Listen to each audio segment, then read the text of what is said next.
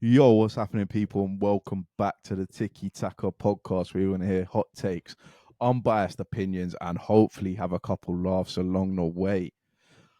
And after a big weekend of Premier League football, which we will get into, me and Michael have just been debating which goal was better, Michael Elise's or Garnacho's. Yeah. We'll talk about both. But I wanted to say that obviously after we released our top 10 wingers episode last week, Sky Sports on their channel Did theirs as 2 well. days later released their top 10 Premier League They winners. listen to us. I think it's as simple as that. That's the only Someone, conclusion. Nick messaged me and was like, someone at Sky must be a subscriber.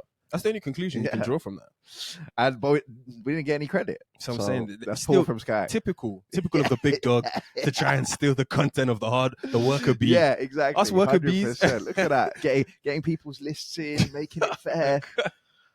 Culminating arguments 2 and 4. Yeah, exactly. And we are filming this whilst the Fulham Wolves game is going on. Yeah. So apologies for any Fulham or Wolves fans who listens to this. And we probably won't talk about your game as we're just following it as it happens. Unless but, Hee-Chan scores and then you then will you will hear me. about it.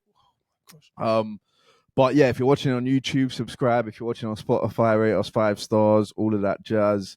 And I know we did top 10 wingers last week, but we did actually consider doing top 10 right backs before that. Yeah. And one right back, Thank goodness we didn't. who did step up, who I would have had number 1 on my list before this game. I've always said this. Oh dear. I think Michael You've knows. said many I think things. Michael knows. You said better than Cafu. Best we've ever I've seen. never said that. You I've never definitely said that. better than Cafu. What? We've had many arguments Never. about. You said Trent's better than Cafu. yes. I've never seen Cafu play. It's on the group chat. It's somewhere in the group chat. It's not we've there. had You won't find many that. You won't arguments find about. that. But where don't the- believe that. You said better than People Danny watching don't believe Alves. No. Yeah, he said better than Danny Alves. The Danny Alves conversation was purely looking at when Trent had won the Champions League at 19. It was who's going to finish with more trophies in their career, Impossible. which will probably be Danny Alves. Has to be. But all I said at the time was I can't rule out Trent because he's just won the league and the Champions League. I'm happy. Trent's won everything. Yeah. The Cafu thing is wild. I never You ever definitely said. said. We had the Danny Alves He conversation, said he was better than but Cafu. the Cafu one is crazy. I still don't know if he's better than Carvajal. No. Well, no, because Trent needs it. Well, he just scored at the Etihad. If Ben White scores that goal, what are you saying? Typical.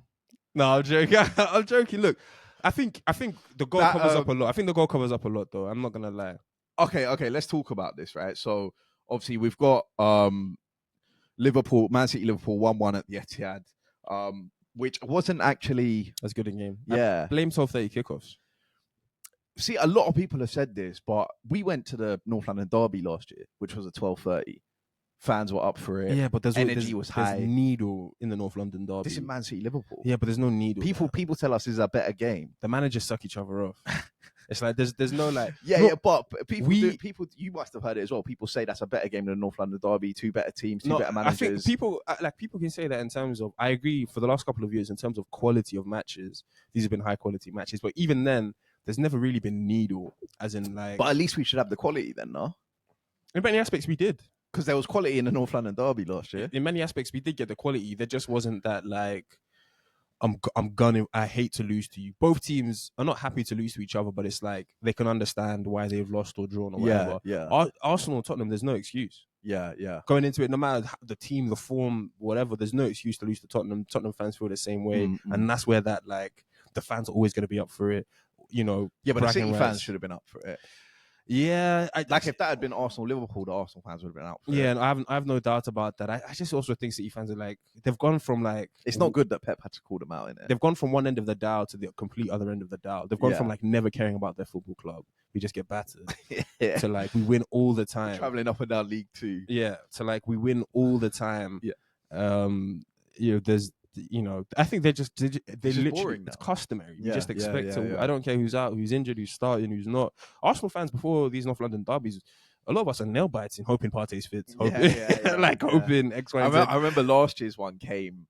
It was the first game after an international break, and for that whole 2 weeks, I was just thinking about Partey's knee. That's what I'm saying. Yeah, like and because it means something. Yeah, you know. Yeah. But for the Liverpool City game, and I think the managers as well don't help each other with their huge level of respect for each other. They refuse to ever cuss each other out publicly, or even like give in to like, and fair enough to them. You don't have to give in to the media, trying to make this a grudge match or whatever. But yeah, but I don't know how much even our game with Villa last year was an early kickoff. But what I think is both teams played well in that game. Yeah. Both teams were up for it. But I thought, for example, I agree with Pep, because I thought when Liverpool scored, for example, they gave it to City fans. Yeah, you could tell there was like something on their back. Trent celebration alone. Yeah, Trent celebration, but you like they gave it to City fans. You could tell there was something on their back. I think City fans thought you're probably due a draw. Yeah. And that's like, and that's where all of this comes from. Is like you've gone from the other end where you win a million times in a row. You have, it's not even an expectation. It's just It's, I guess, like you say, and that kills the fans. But once you're the treble winners, man, like building an atmosphere should be fairly easy. I would have thought. What everything to do with Man City has shown is like it's always going to be tough to replace the culture and the history that these big clubs have. The United, they're like, or fans genuinely caring about. I feel like obviously City have grown in fandom over the past couple of years, but still, do we know any City fans who like are diehards who are at the edge of their seat if Rodri's out? They're all in Manchester. So, but like, if Partey's out, I'm at the edge of, I can't believe it. The City fans, it's not really like, I don't know if they love football like that or love the club like that. It's just like, we expect to win. We have a good team now. We can support. And Pep did it last year as well. I think around December, January time, he called out the City fans. Do you remember? And he said that like, I need my fans. Yeah. We need them to get behind the team, because I think they were booed after one game or something. Yeah. And I mean, he's obviously had to do it again. To me, it doesn't look great when your manager, especially you're playing Liverpool, man. You know that's a title rival. It's a huge game. But on the game, and Trent, we'll start at Trent v Doku, because both those names have been mentioned. And my thoughts on that battle was, yes, Doku went past him a couple of times. Luckily for Trent, nothing came of it. But I also kind of expect Doku to go past Trent, because I expect everybody to go past Trent. No, but the thing is, I don't think Trent is as bad defensively as everyone else. Okay, and I think the same for Zinchenko. I don't think especially last season. I don't think this season he's not been great defensive, but last season Zinchenko I think he's been better defensively this season than he has last season. No, but there have been bare mistakes this season from Zinchenko. Is it? Yeah, last season he was. I actually thought a lot. I know there's the one at Anfield where Trent nutmegs him, but across the whole season, a lot of the times Zinchenko was in defensive positions or 1v1s. He was doing pretty well. I think he's been better than this season. But look, to keep it on Trent, I agree with your point. I think that I hound on Trent even defensively, but he's a better defender than everybody else really gives credit for. My only thing with Trent is that, like, he is just pretty easy to beat. To be in these best right back of all time conversations, and he undoubtedly has the ability to be there, and already the trophies and whatever. But at the end of the day, he still plays right back, and you still have to defend. And I just can't be like, oh, he's a great attacker, and therefore he's the best right back of all time. Yeah. When anybody can breeze past him, what Ake does to him. Yeah. No, Ake's not even an attacking left back. Yeah. You know what I'm saying? Yeah. So I just feel like if what is he doing? If you clean up Leno, if you clean up on your game a little bit, Trent, in terms of just like, you don't even have to be an outstanding defender. You just got to be somebody who, it's not barbecue chicken every time they're on your wing. And I agree with you. Like, Trent is lucky that nothing came of it from Doku. I also think Doku did everything to get an assist. Alvarez didn't put it on there. Alvarez, these guys didn't really put it away. A couple of ones that came across the box to Haaland. You know what I'm saying? So, but I also think it's just dismissed that Trent is a Premier League winning, Champions League winning right back. No, he is. I think things went too far. The season after, that's not. Last season they got onto him. And last season he was bad. Yeah, especially defensively. I think it started from Mitro. Mitro dunked in match day one. Mitro dunked in match day one. But the whole Liverpool team, Van Dijk how bad was Van Dijk last year? Yeah. But I think people are so. I think it's difficult to give. I don't know. I never feel right giving someone that much criticism when they've proved that they can. not only be a Champions League winner, Premier League winner at right back. I think there is a lot missing without Henderson coming across. Matip's older now. Gomez is not in the team like that. Konate is not around no more. So and Salah was leaving him to die in that first half. But that's the thing is, like, for all of Trent's offensive quality, Salah's he's a like 25 goal, 10 assists person. You have to leave him up there. You have to leave him up there. Yeah, you know. Yeah. So it's like I agree. Trent is probably the next. But I mean, you could argue that Saka could be that if we didn't ask him. But Saka every game is coming back. No, the day Saka hits 25, 30 goals in the season, stay up there. Don't track back. But Arteta won't allow that. If Saka hits 25, 30, I think Arteta's making some adjustments. Like I'm telling you, stay up there. Look, Saka got 5. No, to be fair, he got 10 last year. You're asking. Really, should be asking somebody like Nunes or Jota. Like Salah goes centre forward whenever run back, that kind of stuff.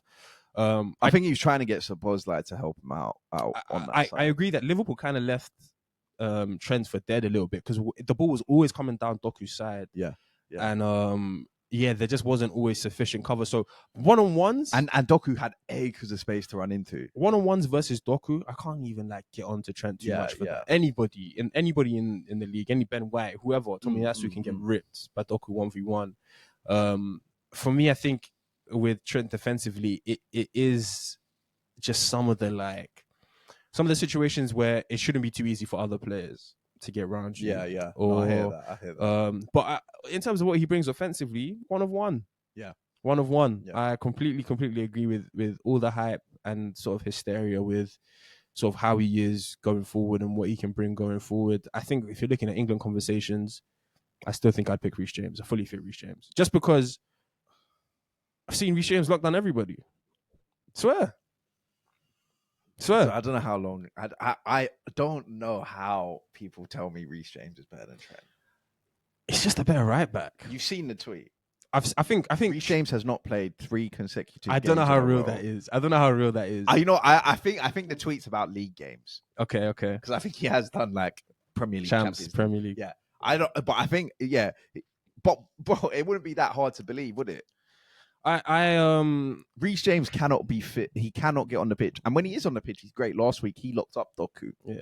Right? But even having said that, and I know Reece James has won the Champions League, just look at what Trent's done. Trent played him in 2 finals in 1 season, won both of them. Yeah, but Chelsea should have won both those finals. Like, it came down to, like, pens in both of those finals. They were both draws. Yeah. But the history is just going to tell you that Trent won. Liverpool won, and that's that. He's also won the league. He's like that tweet that I sent you, which you definitely ignored, was the Trent's 22 goal assists against top 6. Yeah, that's nuts, isn't it, bro? But that's what I'm saying. 22 against top 6. We're praising Trent for everything he does going forward, and that's calm. Yeah, but you're right back. Yeah, you're right back. But Reece James is solid defensively. He is. What happened this weekend? Hey.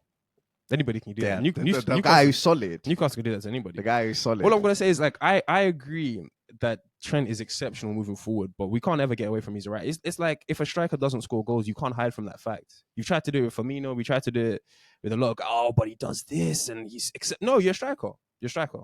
Yeah. This, like, you have a position to play, you have a job to do fundamentally. Yeah. And as I said, I completely agree with how good he is going forward and why people say you should get him into the team no matter how. I'm not here to actually say that he shouldn't play for England or he shouldn't be playing for Liverpool or he shouldn't be playing for anything. He is, but Salah is like the best talent that Liverpool have, in terms of what he's able to bring. Yeah. And I think for the same for England, I think if he did play for England, it's not that he would get ripped and roasted. He can do group stage games. But I do think versus, and he plays the elite left wingers, that the Mbappes, the X, Y, and Zs, that he's gonna either need help or you play somebody who can sort of handle them. He'll probably play in midfield for England. What do you think about this transition that everybody says he should do or has to do? I don't think Klopp will ever play him in midfield. I don't think that. And I kind of agree with that because he gets a lot of space at right back. Even last year, when Trent was awful, Klopp still didn't do it. So I don't think he will ever do it. But it's a different position. Like I've said before, I keep coming back to it, man. this guy is a Premier League winning, Champions League winning right back. Mm-hmm. No doubt. He's not a No, Champions League, Premier League winning centre midfielder or right winger. But he played right back in Liverpool's most successful team in the last 30 years. Agreed. So I think he can carry on playing right back, and I think it's difficult, right? Because you can't compare. Like you say, you're a fullback. First and foremost, you need to defend, and I agree with that. And there are definitely times where Trent will get ripped. As most fullbacks will, but yeah, maybe it's more common with Trent, and there definitely are times where I'm like, oh, Trent's been beaten way too easy there. Yeah. Right. But he's not helped by not having a winger help him out, or not having like Matip come over close to him. But what he offers going forward, you can't compare. You have to put, like, he's undroppable. Yeah, I agree. I for Liverpool, he's 100% undroppable. Yeah. I don't care who's in form, who's doing nice in training, he's undroppable 100%. As you say, he has the pedigree. And not only if I could see Reece James play even 25 games in a season, I'd be worried. We could have the conversation, and I'd probably still go Trent, but we could at least have the conversation. But I'm seeing Reece James play 5 or 6 games every year. That's not enough for me to say. What I give Trent praise for is the fact that he has definitely evolved the position of right back, and I think that's why he gets hyped so much into putting all these like greatest of all time categories. It's just because no one's ever seen a right back do that before. And I agree that the first person to sort of come around and change the position is always going to be lauded as like, is he the greatest? Is he the best ever? So I do give Trent a lot of credit, because nobody ever thought a right back like that could be that sort of offensive weapon, ever be that sort of offensive weapon. Or nobody ever thought that maybe... Well, some people would argue Bakary Sagna started that. But nobody would say that, like one of the most technical, secure people in your team should be playing right back and not central midfield. And so shout out to Klopp, first of all, but shout out to Trent for sure for showing that, for making that happen. And during those Champions League runs, during that Premier League run, he locked down good wingers. Yeah. There's no hiding that. But I think he did get a lot of help from Henderson. He did get a lot of help from a younger Matip. And I agree that Henderson's not there anymore. Matip's not there anymore. They don't even have a 6. McAllister is somebody I want to speak about as well. Yeah. I just think finally on Trent, though, that he's undroppable. He's world class in terms of his ability going forward. But I'll always be there a little bit to say like, hey, it's too easy the way he's beaten. Yeah. And I just think he definitely gets targeted. Exactly. Whenever And I think any team plays it, they always think, let's attack down there, right? And I think that's those are stuff that you would never say about the greatest right back of all time. You would never say that. I'm not saying he is that, or even like I think he is the best in the league, though. That's my personal. That's not. It's not a terrible opinion. Obviously, there's local right backs. And the only person I really, if someone told me Kyle Walker, I wouldn't argue with you. Yeah, I'd just be like, yeah, that's cool. I think Walker gets it, but I think I agree that Trent could be a second, an easy second. And I just think that there is a lot of over-hate for Trent, but I do my literally only like needle with it is just that if people say he's the greatest of all time, but every manager's like, let's attack down Trent's wing. I don't know how you can be. You'd never say that about the greatest fullback or the best fullback the Premier's ever seen, or the best. Yeah. Like, no one said, oh, let's go down Ivanovic's wing. Yeah. Like those were. No one said, oh, it's easier. On this side. It's easier on this side. But on the flip side, and like I said, I agree with you. Just playing devil's advocate. On the flip side, no team's probably ever looked at Ivanovic and been like, yeah, our winger, you need to track him this way. Yeah. But Ivanovic scored big goals. He did score big goals. But it's not the same. It's not the same. Yeah, I think just to finish up on this, big game, big stadium, away from home, title challenges at the Etihad, massive goal for Liverpool. So big up to Trent for turning up with it. No, for sure. It helped us as an Arsenal fan. And to be honest, I don't think Szoboszlai was great in the game either. I spoke about him before. Yeah, I didn't think he was great. I thought he was all right. I think he set up some chances for Nunes, who probably should have done a little bit better. The thing about Szoboszlai, I thought he was doing 3 jobs in midfield. I thought he was doing McAllister's job. Yeah. I thought he was trying to try and help Trent. He was trying to carry the ball up the pitch. He was trying to play the final ball as well at the right time. So I just think that he was all right. I think he didn't like, but it's Man City. Yeah. And what about Ake as well? 1v1. quality. You just don't want him. Yeah. You just don't like. You just don't want. Every time Salah tried to knock it past him or Ake just snuffed him out. It's just light work for Ake. And none of that, man. But one person that we do need to talk about. Yeah. Because he scored a brace at Man United and we didn't really speak about him. He scored a brace at Stamford Bridge and we didn't really speak about him. And he scored again today. Broke the record. Yesterday, sorry. Broke the record for fastest Premier League player to 50 goals. Erling Haaland just... And when I say we haven't spoken about him, me and Michael have had conversations about this off air. It's nothing to do with us not rating Haaland or not giving it, but it's just... This is Haaland. Yeah. I don't really know what to say on it because I feel like everyone already knows that Haaland's just a bagsman like we've never seen before. He's already on 14 goals. Yeah. Like, if any of our front line ended up with 14, any of our front line ended up with 14, great season. It's true. A pat on the back. I can't believe you've done that for us. Well done. Yeah. Can we go again? That's after 38 games. That's what I'm saying. That's what I'm saying. So, you run out of superlatives. I think who doesn't know how good Haaland is, how much of a threat he is. I hear it, the whole playing for Man City, I'd get this many goals. Like the chance, for example, the chance he took against Liverpool. It's not that only Haaland scores that, but it takes a very good quality striker. Yeah. Because you make the direct comparison between that one and Nunes. It takes a very good quality striker. Haaland's first touch perfect, second touch out of his feet, third touch and that's back. why he can score 30. And that's why he can score 40 or whatever it can be. Is the quality that he possesses. I think the achievement of getting more goals than games in the Premier League. That's stuff you see elsewhere. That's stuff you see on FIFA. Yeah, literally. Yeah. But to honestly think about it. There's a lot of players who aren't. Haaland could get to 100 Premier League goals in 2.5 seasons. Yeah. 3 seasons, 100 Premier League clubs. By December next year. There's guys there's strikers who've done 10 years in the Prem. Yeah. And never got to 100 Premier League goals. Yep. So the numbers when you actually truly deep them, they're staggering, man. They only speak to really his mentality and people would have thought treble, Ballon d'Or shouts. Is he going to start enjoying life? Is there going to be a drop off? He's not even, I would say, hit the ground running this season, but he's him.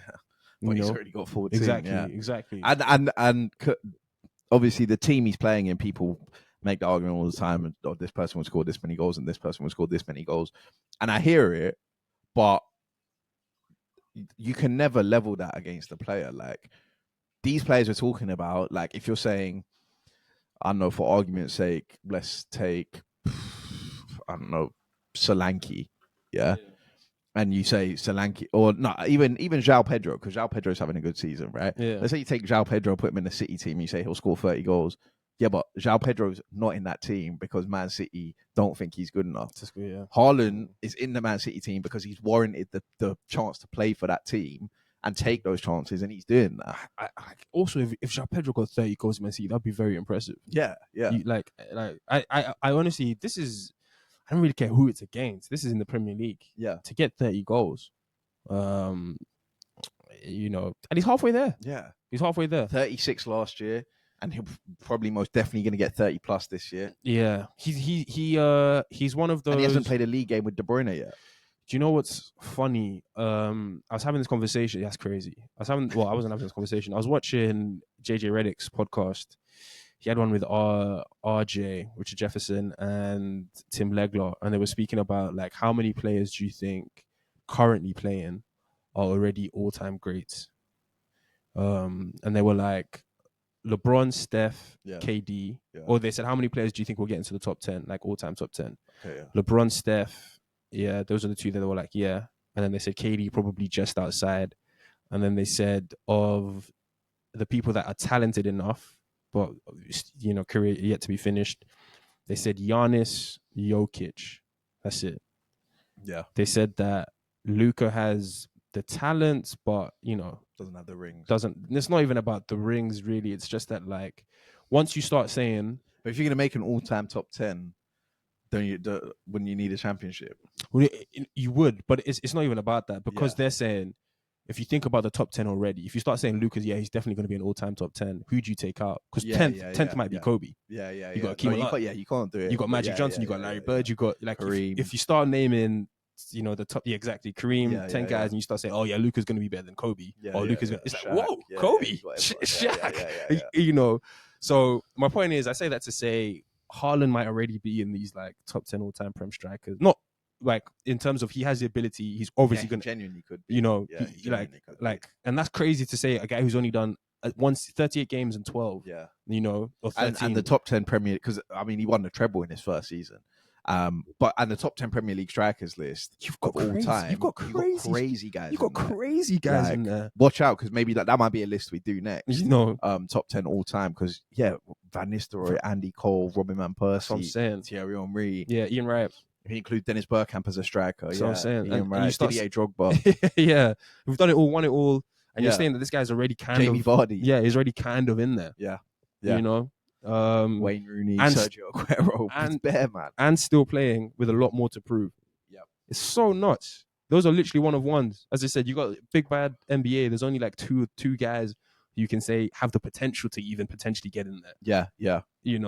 And these are already fucking elite guys. The only other guy in the league you might be able to say that about, or two guys. One is Salah. I think Salah, you can already say, makes a top 10 wingers list. And I personally would say Rodri. I think Rodri's going to be in that top 10. Like, he's so fake. He's already in there. Did you see that tweet about...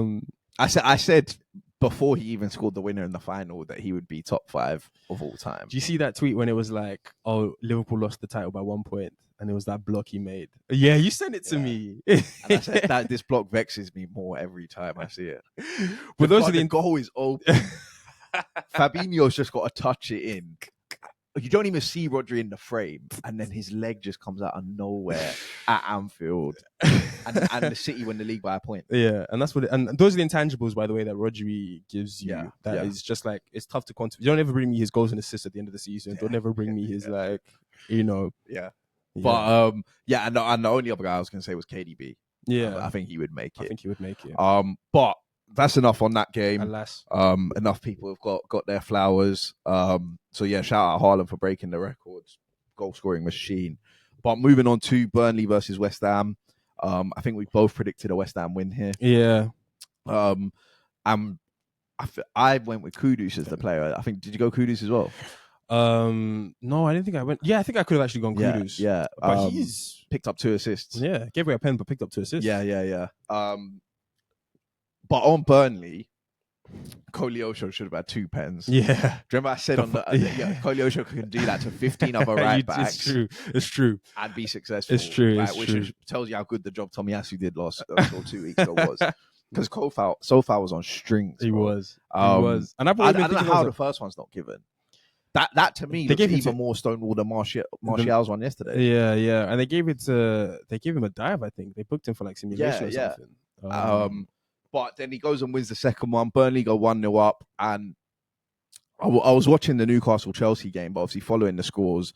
And it got to maybe 84 minutes. And I was like, you know what? I'm going to get on the pod this week. And I'm going to give Vincent Kompany his praise. And I'm going to say, we kept calling for him to change his principles. And he stuck with it. And they've gone and won the game. And then I see West Ham equalise. And I'm like, okay, you know what? It's still a 1-1. Take it. He's still playing the same way. He hasn't compromised. When I get the notification that Souček scored, I knew exactly. Have you seen the goal as well? I knew exactly the kind of goal it was going to be. Souček against Burnley. I know exactly how, but it's from a corner. They haven't defended well. They haven't matched Souček. I think the ball flies over about 8 people's heads. And why is like he's damn near alone. If you're not double teaming Souček at the back post, if you see Souček making would you call it, a casual walk to the back post as a captain, as a defender, as a central back, somebody has to say, yo, let me get onto him. 2 men on Souček, block his run. He just has a free run. It's a great ball. He doesn't even have to head it. That's what I'm saying. He has enough time to watch it all the way onto his foot. Obviously he beats his man at the back post, but it's like, come on. And that's the thing. You can't be 1-0 up in the 86th minute at home and lose the game. We've said this so many times. And say, I thought it would be harder. It's Groundhog Day again. You're in that position. You concede one. Get out with the draw. You know what I'd love to see is the relegated teams times when they concede the goals. Yeah, and points lost from winning positions. I'm sure Sheffield, I'm sure Burnley have conceded 10 goals already, probably in the final. Well, Shef U's performance was even more pathetic. But we'll get onto that. In the final 10 minutes of games, or final 15 minutes of games, I think this season they could have already conceded 10 to 12 goals. Yeah, for sure. And that is purely just down to concentration. Yeah. And that is like thinking the game is done. Yep. What am I going to do next after this match? I'm going to see my girl. I'm going to go, Bro, Chinese Suchek is at the back post. Yeah. Like, sort it out. Yeah, so you got to switch on. And that's where, because I didn't watch the game, but from the highlights anyway, it looked like Burnley were the better team. And I've said that a couple of times in games that I've watched of Burnley or highlights that I've seen of Burnley, that they're the better team for the most part of the game. Burnley can give you a great 70. But, and Vincent Kompany said this, he was like, the players are learning hard that the small moments in this league, like Championship, you can switch off, the ball will fall to a guy, and he doesn't have the quality to bury it. He's not expecting the chance. Suchek, that's what he's waiting for. Exactly. He knows Kudus can hit it. Put this on a sixpence at the back post. Yeah. That's literally what he's waiting for. That is literally why West Ham pay him 80 to 100 grand a week or whatever. Yeah. It's because he genuinely believes in those moments that this is all me. Yeah, and it's why so many clubs were after him. But yeah, picks up 2 assists. Mobama, the 19-year-old, came on. They actually didn't give him the goal. They put it was an own goal. Yeah. But yeah, he made a difference because obviously with Antonio out, no Bowen out. Either. Yeah. Fair play to West Ham. They're 4 points ahead of Chelsea in 9. Yeah. I think they're obviously having a better start than they did last year. They're a better team than last year. They're not like pulling up any trees, but they've got a decent squad together, and I don't think you can take that game lightly at all. Yeah, because from what I did see of the game, I really thought West Ham were going to lose. Yeah, but yeah, to be able to come back and especially from 1-0 down and a bad first half and come back and win the game and pick up 3 points, like that's all that matters. That's really all that matters. But yeah, moving on from that game to Luton versus Palace, where I did predict a Luton win. It's true. I thought Crystal Palace would have enough. I said they would win 2-1. And yeah, big win for Luton, their first home win of the season. But the only thing we can really talk about in this game is Michael Elise back from injury. Puskas award-winning goal. With a great goal, a quality goal. I can't speak highly enough. Wraps it top bins. I can't speak highly enough of this goal. I think that I think it's the best goal of the weekend. I think it's the best goal of the weekend. Straight up. Like, I will stand 10 toes on that, man. Garnacho's goal was nice. There's a huge element of luck in it. It's one of those ones where it's like a football novelty. Yeah. But I think this is equally a football novelty. And it's more impressive because he means every inch of it. Pause. Like, he beats his man. He picks up the ball dead on the halfway line. Touch outside his foot. Beats his man for pace down the byline. There's no space. The way he beats his man is so good. Because he's literally on the touchline. He's come back from an ACL or 7 months out, however long he's been out, and beats his man like stride for stride, all on pace. Cuts in. It's almost like he doesn't look. Just wraps it top bins. Yep. Ferocious. It means every inch of that finish. And that was another goal I was looking at, and that goal comes 1 minute after or 2 minutes after Luton score. Yeah, and I'm like, what are you guys doing? yeah. I was thinking the same thing. These promoted teams have to show some sort of game management if they want to stay in the league. Yeah. But regardless, obviously Elise wraps that in the top corner, and Luton come back down the other end 10 minutes later and they score with shocking mix. I was gonna say Anderson goalkeeper and who do you think's at fault there? I think the goalkeeper a little bit more. I mean, Anderson should clear. Anderson's just got to deal with it. But why I say the goalkeeper is because by the time Anderson's facing the goalkeeper's facing Anderson, and like the goalkeeper's seen it all the way. Yeah. I agree that Anderson should deal with it, but he's got his arms out wide. He's obviously trying to communicate to the goalkeeper, yours. I think for the keeper to have any sort of hesitation about whose ball this is, And I agree that Anderson should deal with it, but I blame the goalkeeper more because he's seen it all the way. He's facing Anderson, who has his back turned to goal, which is obviously criminal. But I just feel like you see exactly where the ball is. You can see Anderson doesn't know where the defender is on his back. You know he is there. But Anderson should know. Anderson should know. He should know. Like if that ever happens to Arsenal, I'm blaming the centre back. I agree, but unless Rams doesn't go on there.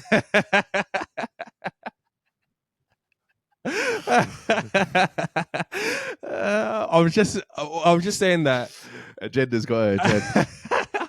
Whoever, I mean, I just think the goalkeeper, you see it all the way. I think the defender is more to blame, but you've seen it all the way. You see where the ball is, you see where the attacker is, you see the whole picture. The game is all in front of you. It's a good ball though. It's coming at pace. Good ball, but it's all in front of you as a keeper. And anything. A top keeper would come and probably grab that. You don't second guess it. You don't. Oh, maybe Anderson's going to swing off. No. I'm going to get this. If Anderson takes my head off, they've given a pen. Oh, Willian on it. I didn't think it was a pen, to be honest. But yeah, Luton, big 3 points for them. And they're out of the bottom three. Well, they were out of the bottom three before that game. Yeah. Now they're even further ahead. And then they went and won. He's kissing his teeth, Sean Dash. But moving on to the next game. It's a big game. A big game. I think I said 3-1 in the preview. I think I said 2-0. I said Joe Willock, but I think he got injured. Yeah, he got injured in training. Oh yeah. I didn't even know that. And apparently it's like another foot or Achilles or something. Okay, if it's an Achilles, it's a bad one. If it's an Achilles, but yeah, man, Newcastle absolutely thrashed. Yeah, no mistake from me. Yeah, no mistake. Cool as ice. But yeah, Chelsea absolutely thrashed at St James's Park. Did you watch this game, innit? Yeah. I watched this game and I saw the first probably 70 minutes of the game. I actually didn't think Chelsea were that bad. Once Reece James got sent off, I stopped watching. I didn't think Chelsea were that bad until the second goal. Half. Yeah, until the second goal went in from Lascelles. Like the first 45 minutes, I should say, it was nip and tuck. Yeah, I thought Chelsea looked good. I could see the patterns of play. Yeah. I could see Enzo had a chance. I remember last week I was saying, the reason I go Rashford over Sterling for these moments is because I've seen Rashford twat one in from 30 yards in a free kick. Yeah, great free kick. Great goal. I think his all-round game was poor from Sterling Agreed. Yesterday. There was a clip I saw on Twitter of it would look so bad for Sterling because he was just walking and Trippier was going that way and Sterling was just walking and letting him run and stuff. But a free kick special Newcastle goal. To be fair, look, as much as I said it was nip and tuck, Newcastle probably should have been out of sight. Like Trippier hit the bar, Joe Linton had that like edge of the box miss, not edge of the box, sorry, like edge of the 6-yard box miss. But I thought Chelsea were in the game and I could see bit by bit sort of what Poch was trying to build. First off, they were definitely in the game and they had some nice passages of play as well. Yeah, Badiashile came back into the team. Yeah. But I think the moral of the story is really that St James's Park is not going to be an easy fucking place to go. Exactly. It's not going to be. How many teams?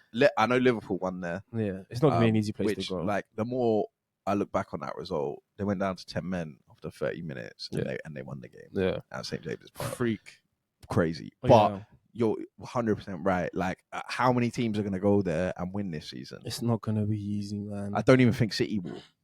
And it doesn't even matter. It doesn't even matter. Have City? That was at Etihad. They played Newcastle. Yeah. And it doesn't even matter really who Newcastle have in the lineup.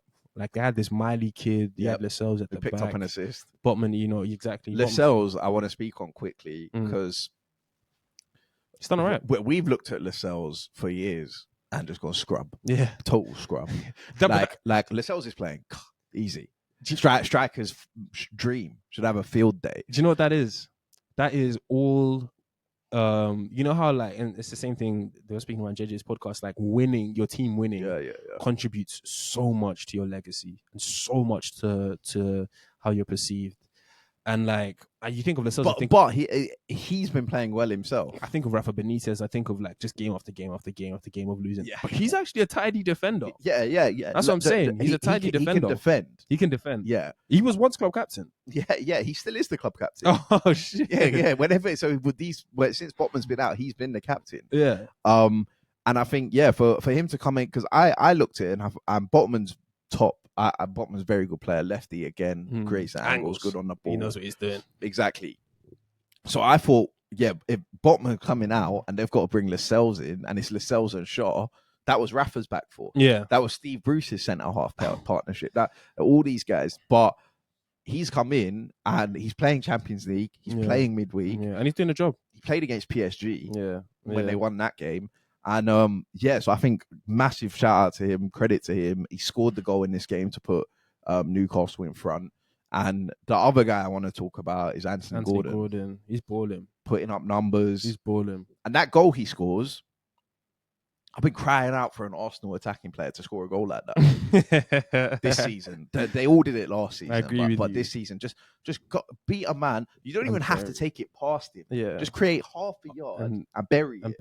And bury it. No, I completely agree. I think Anthony Gordon's going to make it real tough for Harvey Barnes to come back in and just get minutes off the rip. I think Anthony Gordon might play on the right. And Amarin will drop to the bench. Yeah. I can see that Amarin's he's not the same. I saw someone on a podcast. I thought it was so funny. I saw someone on a podcast describe Almiron as like a cat when you have a laser. I couldn't stop laughing. That is actually pretty good. No, Anthony Gordon is balling. He is the talent that Reece James sent off as well. He's the talent that we heard about. Yeah. At Everton when Chelsea were trying to bid 60 mil for him, and we were like, 60 mil was ridiculous. Yeah. But there's no, like, we saw a player there. No, he again, and I come back to it, and we always say this when we talk about wingers. Pace. Yeah. He's got mad pace, crazy pace. But one of the fastest wingers in the league. For that Lascelles goal, like, he gets the assist. Yeah, the ball. I don't actually even know if he looks up. Like, he just knows. Obviously, he's been working on it in training. Put in a dangerous area. Where to put it into. Yeah. And, like, because I don't think he looks at, I see Lascelles is making the run. Yeah. And we find him. It's just that if I put this ball here, somebody should be at the end of it. Yeah. And they were. Yeah. Yeah, and they go to and we've praised Mikel Arteta for the work he's done with his wingers, Martinelli and Saka, and I think Eddie Howe's got to get praised for that. I think even Almiron, what he was doing with Almiron last year, and even this year, Almiron's he's been okay. Yeah. But that stuff that we're talking about, we've got obviously the pace and stuff. We know he's got that, but being able to deliver a ball like that, being able to score goals like that, I think that's Eddie Howe working with him and developing his game. 100%, man, 100%, and he was maybe unlucky to not make anyone's top 10 list. Yeah. Newcastle, like, I know they've got injuries, but they're kind of a deep team. Like, they're still kind of a deep team. Well, they brought in that 17-year-old Lewis Miley. Yeah. But yeah, like, and shout out Joe Linton, man. I always like it when Joe Linton scores because I hate Joe Linton. I hate Joe Linton so much. I like when Joe Linton scores because he does a job. He Musa Sissoko. Yeah, it's because he screams as if it's like this might be the last goal I'll ever I'll ever score. Yeah, and for 7-8 games probably will be. But I think there's more to talk about on Chelsea's front. There is Newcastle. We'll move it. Yeah, because Newcastle deserve their praise. Fair play to you guys. You're in and around it. You're going to be in and around it all season. They've got Man United coming to St James's next week. 6-pointer. And if they win that game, obviously Man United went into a hot atmosphere this weekend. We'll talk about that. But if they win that game, they've then beaten Arsenal, Chelsea, and Man United at home. Yeah, fair. So yeah, like you say, St James's is a fortress. But on Chelsea, on Chelsea, I couldn't quite believe where Chelsea are on the table. Yeah, I couldn't quite believe it. Like 4 points off 9th. Yeah, that's where Chelsea are on the table. Havertz, they've just seen Havertz take Arsenal to the top of the league. Like to get that one in. Like if you're but honestly, imagine if they are seeing that. They are seeing that. If we were 10th, if Wolves had won today, they are seeing if Wolves had won today, they would have gone above them. Yeah. And Wolves say 25 minutes to go could still get something out of this.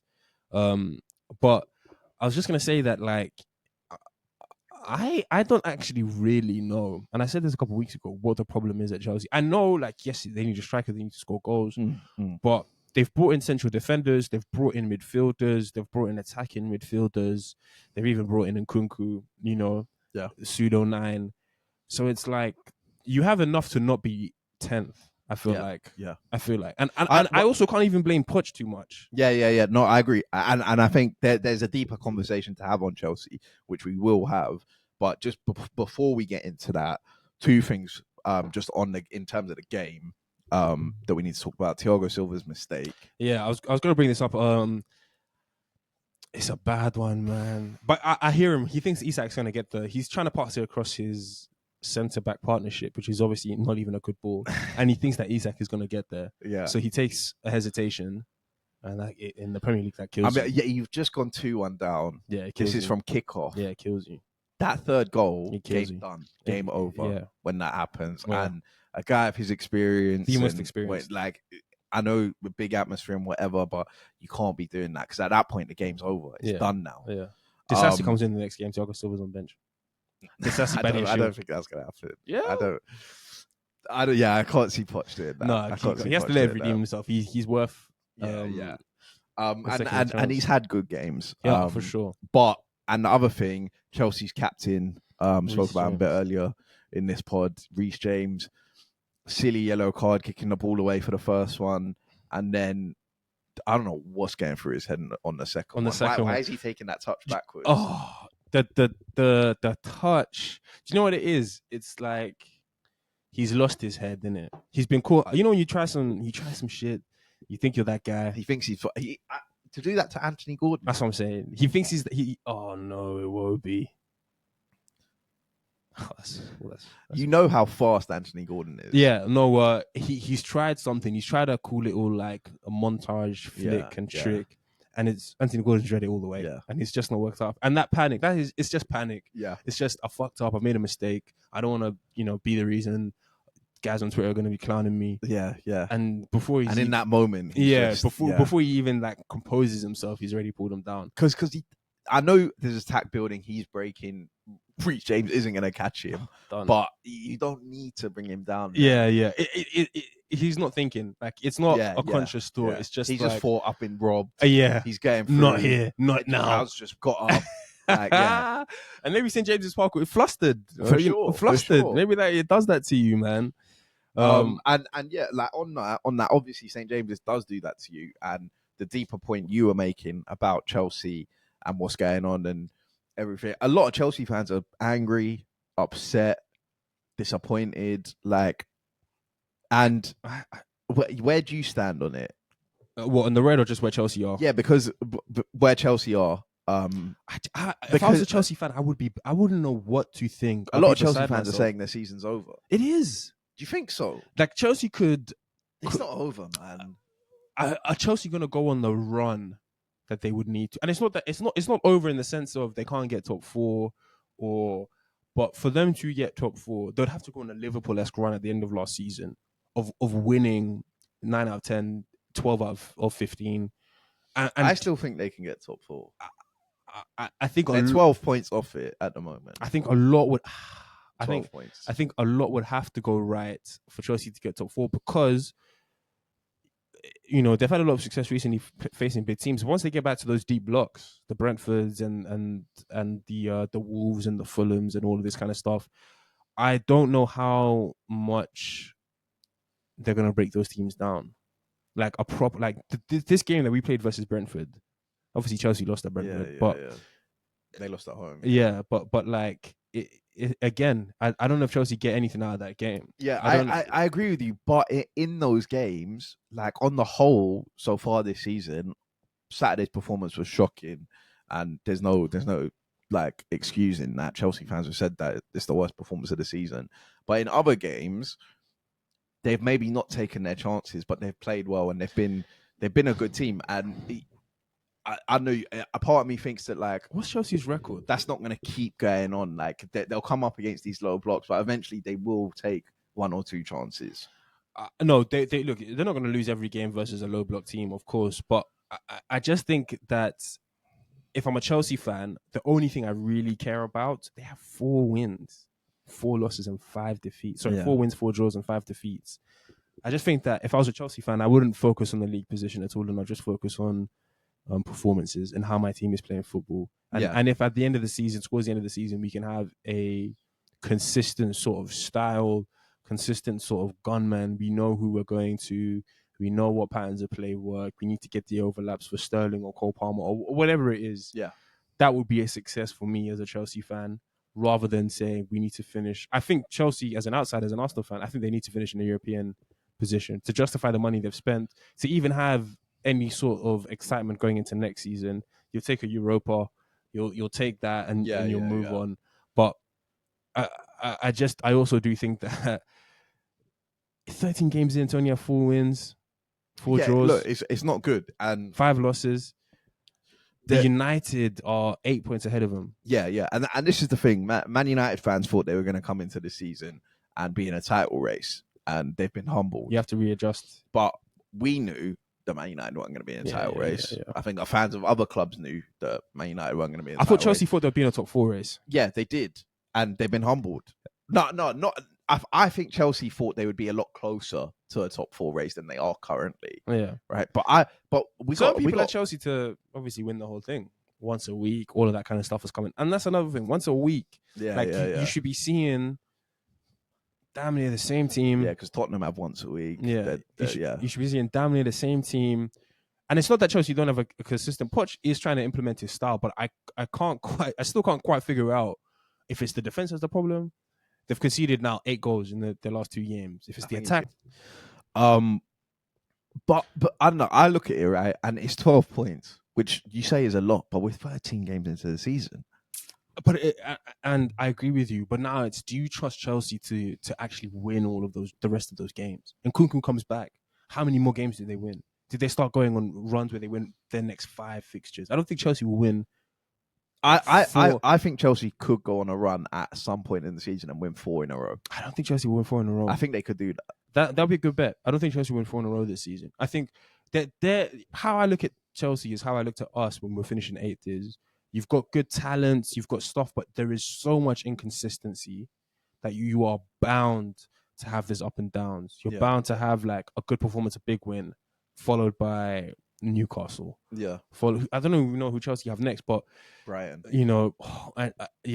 So it's and like they go to Old Trafford. But they'll probably win one of those 2 games and lose one of those 2 games convincingly. Yeah. And but they could pick up 6 points. Luton could pick up 6 points in those 2 games. They won't. Chelsea won't pick up 6 points in those 2 games. But what? Because Man United are some great team now. Man United are not a great team, but Man United, at the very, very least in this shit season, have a way to get over the line. Chelsea just fold. Like Chelsea just, I can't tell you. Yeah, but I still can't put my finger on it. Chelsea, they'd beaten Tottenham. They'd drawn with Arsenal. They got the draw with Man City. Hold on, Hee-Chan-Wan needs to bury this, by the way. Oh, I didn't even realize he was on pens.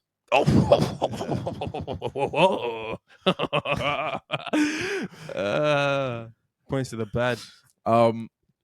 People, we were looking at Chelsea saying they're on the up, and that's where I think they've gone to Newcastle, they've gone to St James's Park, and they've lost. I don't think it's that deep, and that's not me saying, we can just write off that fixture. It's not that. No one can, but you have to take it for what it is, right? Chelsea. I don't expect Chelsea to go to St James's Park and win. I don't really expect any team to go there and win. I was actually looking at the table earlier this morning, and I was like, I agree with you, but Chelsea's last 5 games are 2 losses, 2 draws, and a win. Yeah, and that will be, but their fixtures have been tough. That will be their form, and we're here saying that they perform better versus big teams. Yeah, that will be their form. That will be their form for the rest of the season. And if you look at Chelsea's last 5 games, I bet they'll always have 2 draws, 2 losses, and a win. I think if they lose at home to Brighton on Sunday, that for me is a more damning indictment of where this team is at than losing at St James's Park. Exactly. It's not that they lost to St James's Park. It's not that. It's just that you only have 16 points. You're 4 points off 10th. Yeah, it's been a poor start. Man United have had a poor start, but they have 20 whatever points on the board. There comes a point where you have to. We're shit, but we've spent the money. We're going to win games. We're shit. We're not playing any style of football. We don't have any sense of where this is going, but we have individual quality that's going to win 5 out lost. Yeah. And stuff. Yeah. It's like, I still can't figure out why it is so dire for Chelsea. Yeah. I can't. Yeah. I think they have a good manager. I think they've got a good squad. I think, yes, yes, it's a project. Yes, it needs time. Yes, it needs, obviously, leadership and all the rest. Maybe 1 or 2 more experienced players, but you say that for a team who needs to go on and win the league. To even just get roughly around 5th, 6th, 7th, Be where Brighton are. Be where Brighton haven't won a game in 2 months apart from this weekend. Yeah. And they still have 20 whatever points on the board. It's like they're still 8th. Yeah, you know. But that's what I'm saying, because Tottenham have lost 3 on the bounce. Go to Man City next week, so it could be 4. Right, Brighton, as we're saying, haven't won a league game 2 months until the weekend. They're in 8th. If Chelsea can win 4 games in a row, that's going to look a whole different. It changes everything. The teams above them are showing that they could lose 4 games in a row. It does change everything. But I agree with you. Chelsea difference. Have to show that they can win 4 games in a row in order to even start to close the gap. Yeah, those.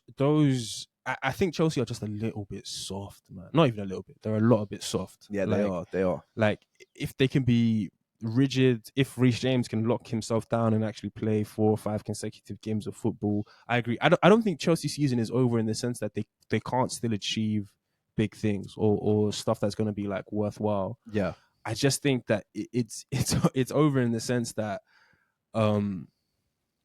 their expectation is like whatever you started off at the season as, you now have to rapidly adjust. And top 4 would be a huge trophy for them. You know, top 5 would be a huge trophy for them. I feel like, and for them, if I was a Chelsea fan, I'd be telling myself, if you have any sort of style of play, and we know who we're going to keep and who we need to buy in the summer, that will be a win. But you're only 12 games in, and it's tough already having that sort of defeatist mentality. Everybody else above you, or everybody else in and around you, is kind of either playing better football or is more of a threat. I would definitely rather play Brentford than Chelsea. Sorry, I'd definitely rather play Chelsea than Brentford. Yeah. I agree. But I just think that, like, I mean, the next 2 games, like I said, Brighton and Man United, 2 teams that are above them. If they come out with 0 points in those games, finished. We'll have a different conversation. Okay. But how many do you think they'll get? I think they could come out with 4 points. I was going to say 4 points as well, but which would be a very good return. I think they'll realistically come out with 3. Yeah, I think they have enough, and Lewis Dunk obviously got suspended, so I think they have enough to beat Brighton. Which on that, we'll talk about that game. Sure. Nottingham Forest versus Brighton. Obviously Lewis Dunk got sent off. He needs some love, but Brighton did win 3-2. Anthony Elanga. It's true. Another goal. It's true. I was asking a United fan actually over the weekend. I was like, "You take Elanga back, wouldn't you?" He was like, "In a heartbeat." Yeah, I've been saying. It's true. Ten Hag's made a mistake. It's true.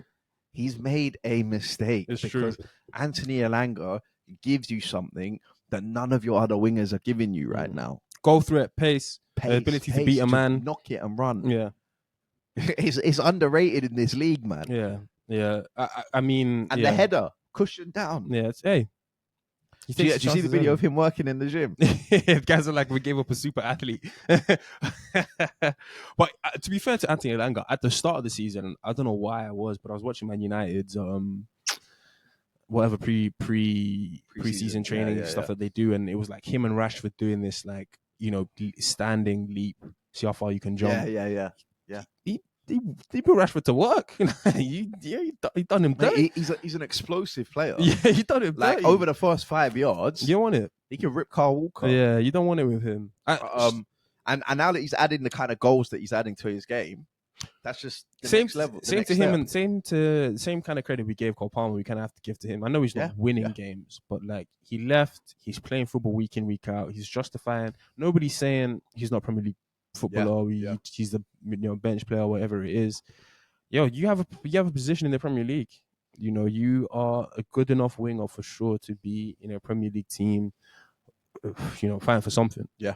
I think that's maybe like 4 goals and 2 assists for him so far. Yeah, and I think that I always do like it when a player who's fringe at a big club goes down to another club and just gets bare minutes and is like, I'm actually a good footballer. Yeah, and otherwise takes the chance. Because otherwise people will just cuss you out as a bench player, as a scrub, as a this, as a that. All you would have ever heard from Man United fans is, I like Elanga. He's a good kid, but he's not Man United level. He can't play for Man United. Yeah. That's all you would have heard. Yeah. And now he's gone to Nottingham Forest, and United fans will probably still say that, and maybe they are true. I don't think Elanga is the answer to Man United's left wing problems. Yeah. Right.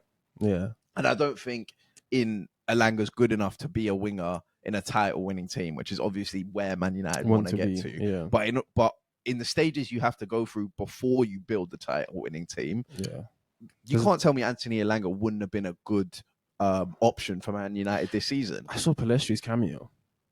There you go. Scrub. Yeah. He's a good kid, but I just don't think he's United's level.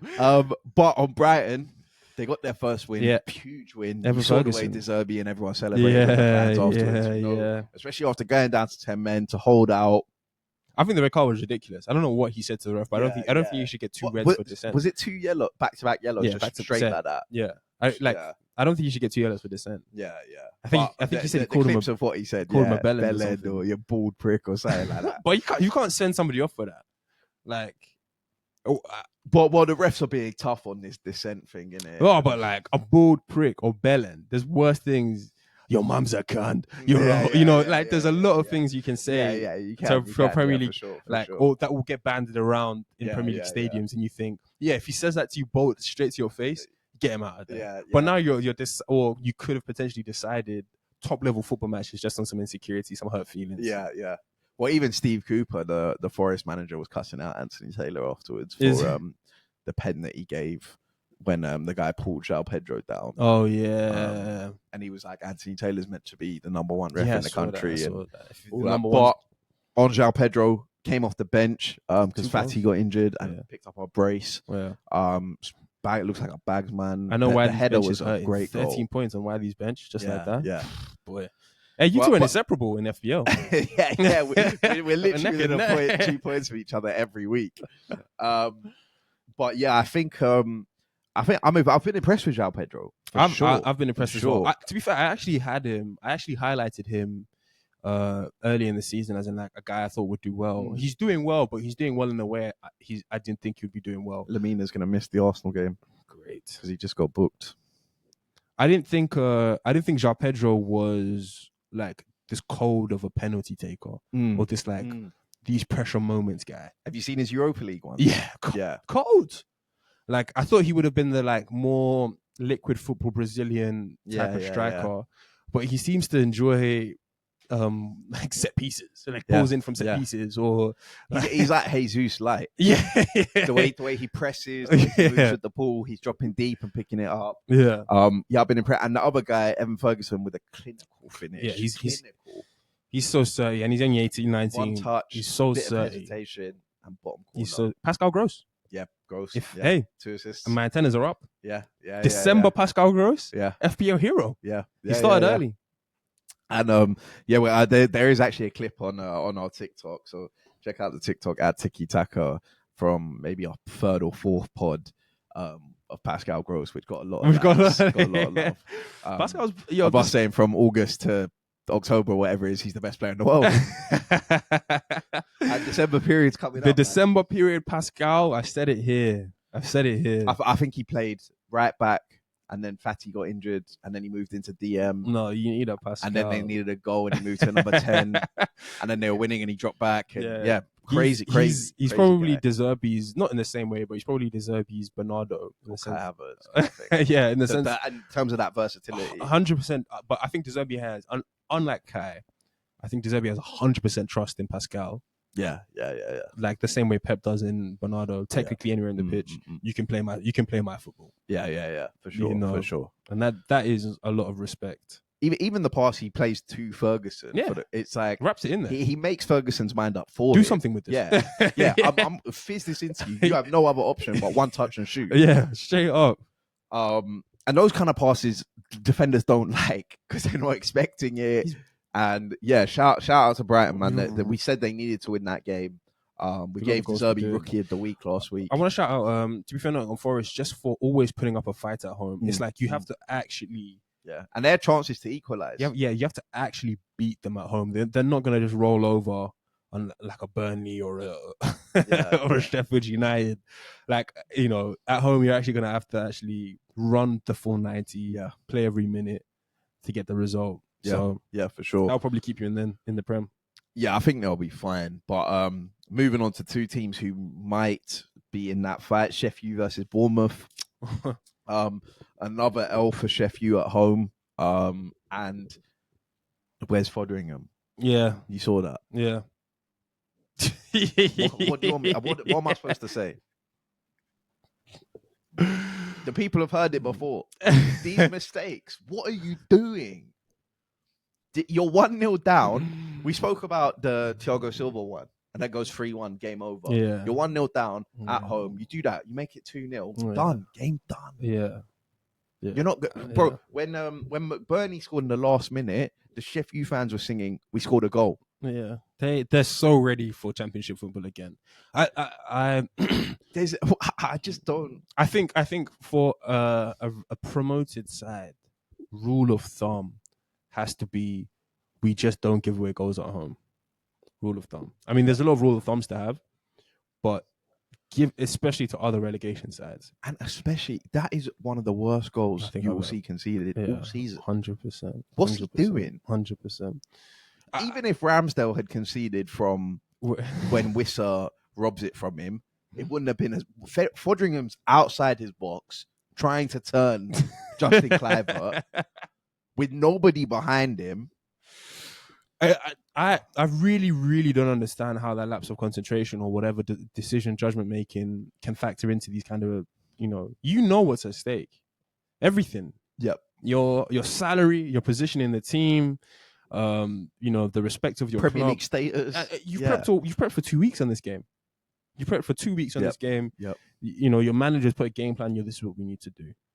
So I don't ever understand how that lapse of concentration can never really be justified. As you say, no one behind him. Why has he just vacated his goal like that? No, with absolute no certainty. He can't even jump on the ball with his hands afterwards because he's outside the box.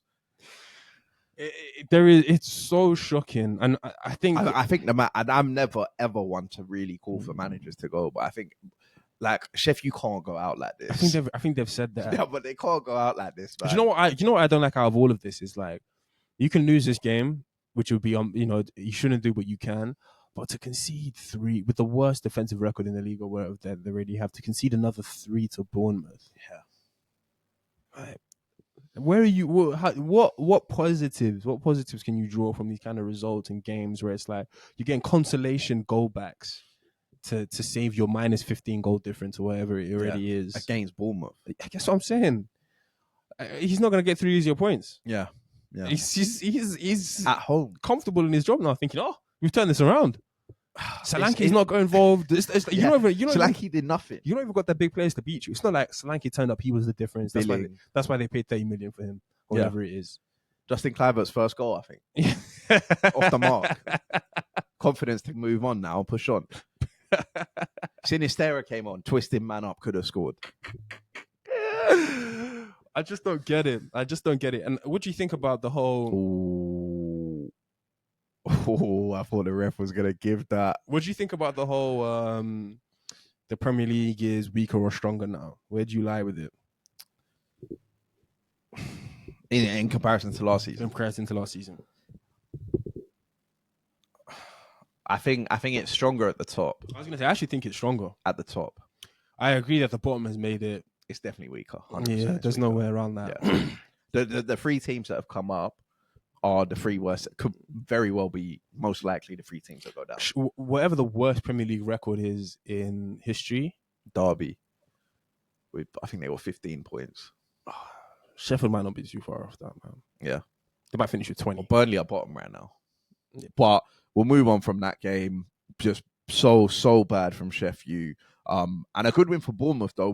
Bournemouth 3 wins in their last 3 wins. Yeah. And they're 7 points clear of the relegation zone. I was actually going to say, I was saying at the time that I think he was going to be the first to go, the Bournemouth manager. So for him to actually finally turn it around. 7 points, man. 7 points clear they are. You're right. But yeah, like I think that's massive for Bournemouth. Yeah, it is. It's huge. It's 7 huge. points clear now. And fair play to them. That means the teams below them have to win two games. Bournemouth have to lose 2 games, even for it to just go back to 1 point. Yeah, and I think Everton have Nottingham Forest away. Shef U might not win 2 games for the rest of the season. That's straight up. And yeah, credit Iraola because Bournemouth are balling out. They beat Newcastle, and now they've beaten Shef U, and they're scoring goals. They're playing nice football. They were clearly the better team on the weekend. Yeah, 100%. We'll see how they go. Honestly, I want to see where these promoted teams end up, man. Yeah. But moving on to that, from that one to the big one, a lot to talk about here. Brentford versus Arsenal. Hey. A lot of the neutrals saying it's a dry game, boring game. Hated the fact that it was the 5:30. And it was a bit dry. I was going to say, if I was a neutral, I'd probably say that. It was a bit boring, but that's kind of been Arsenal this year. Boring Arsenal. Just keeping it solid at the back. I think on Brentford, quickly, they were defensively solid most of the game. Yeah, Pinnock. My God. Yeah. He's a monster. Had Jesus. He's a monster. Pocket, really. What do you think he puts us? Bottom right.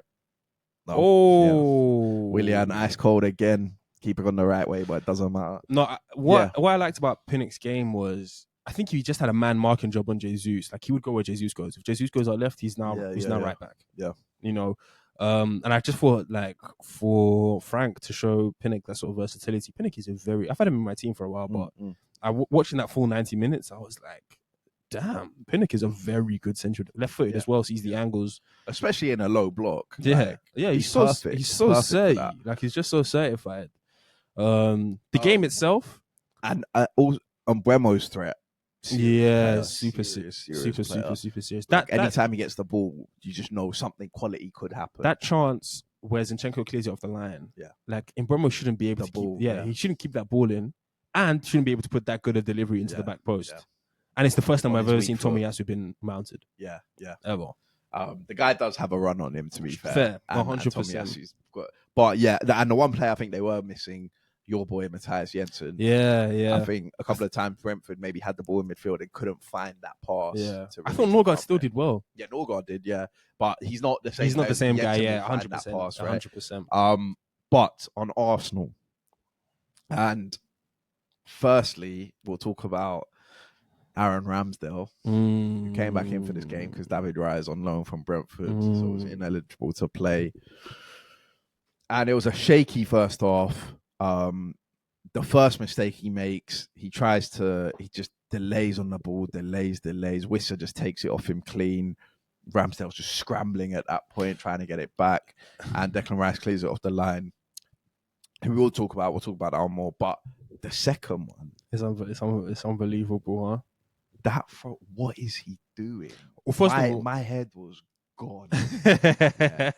Bro, he's throwing it at his toes, just launching it onto the floor. I'm looking at him. What are you doing? I was gonna say, last week's episode, did I not say that Ramsdale was gonna make a mistake trying to beat David Raya? Yeah, trying to take too long on the ball, trying to start the press from the back. But this is Whistle. Like, this is he lives for this. Yeah. He literally lives for harrying keepers, harrying central defenders, trying to win fouls, penalties, free kicks, all that kind of stuff. I think it's so sloppy, man. And then the second one is like inexcusable. It quite clearly it's inexcusable, but it's quite clearly just like he himself thinks he's lost the number one position. Yeah, and like the panic, the I don't know what words you can use to describe that. Like, you're a goalkeeper, you're the only person on the pitch who can carry the ball with their hands, and so for you to just aimless, just so carelessly throw the ball, they're doing him a favor on Match of the Day and Sky Sports. They don't even show the second one. They show the first one. Well, I was trying to show people the Ramsdale throw. I couldn't find it anywhere. It's so the first one in itself is one of those mistakes where it's like, we'll be talking about that after the game. The second one is like, I don't know how you can double down on the first mistake with the second mistake.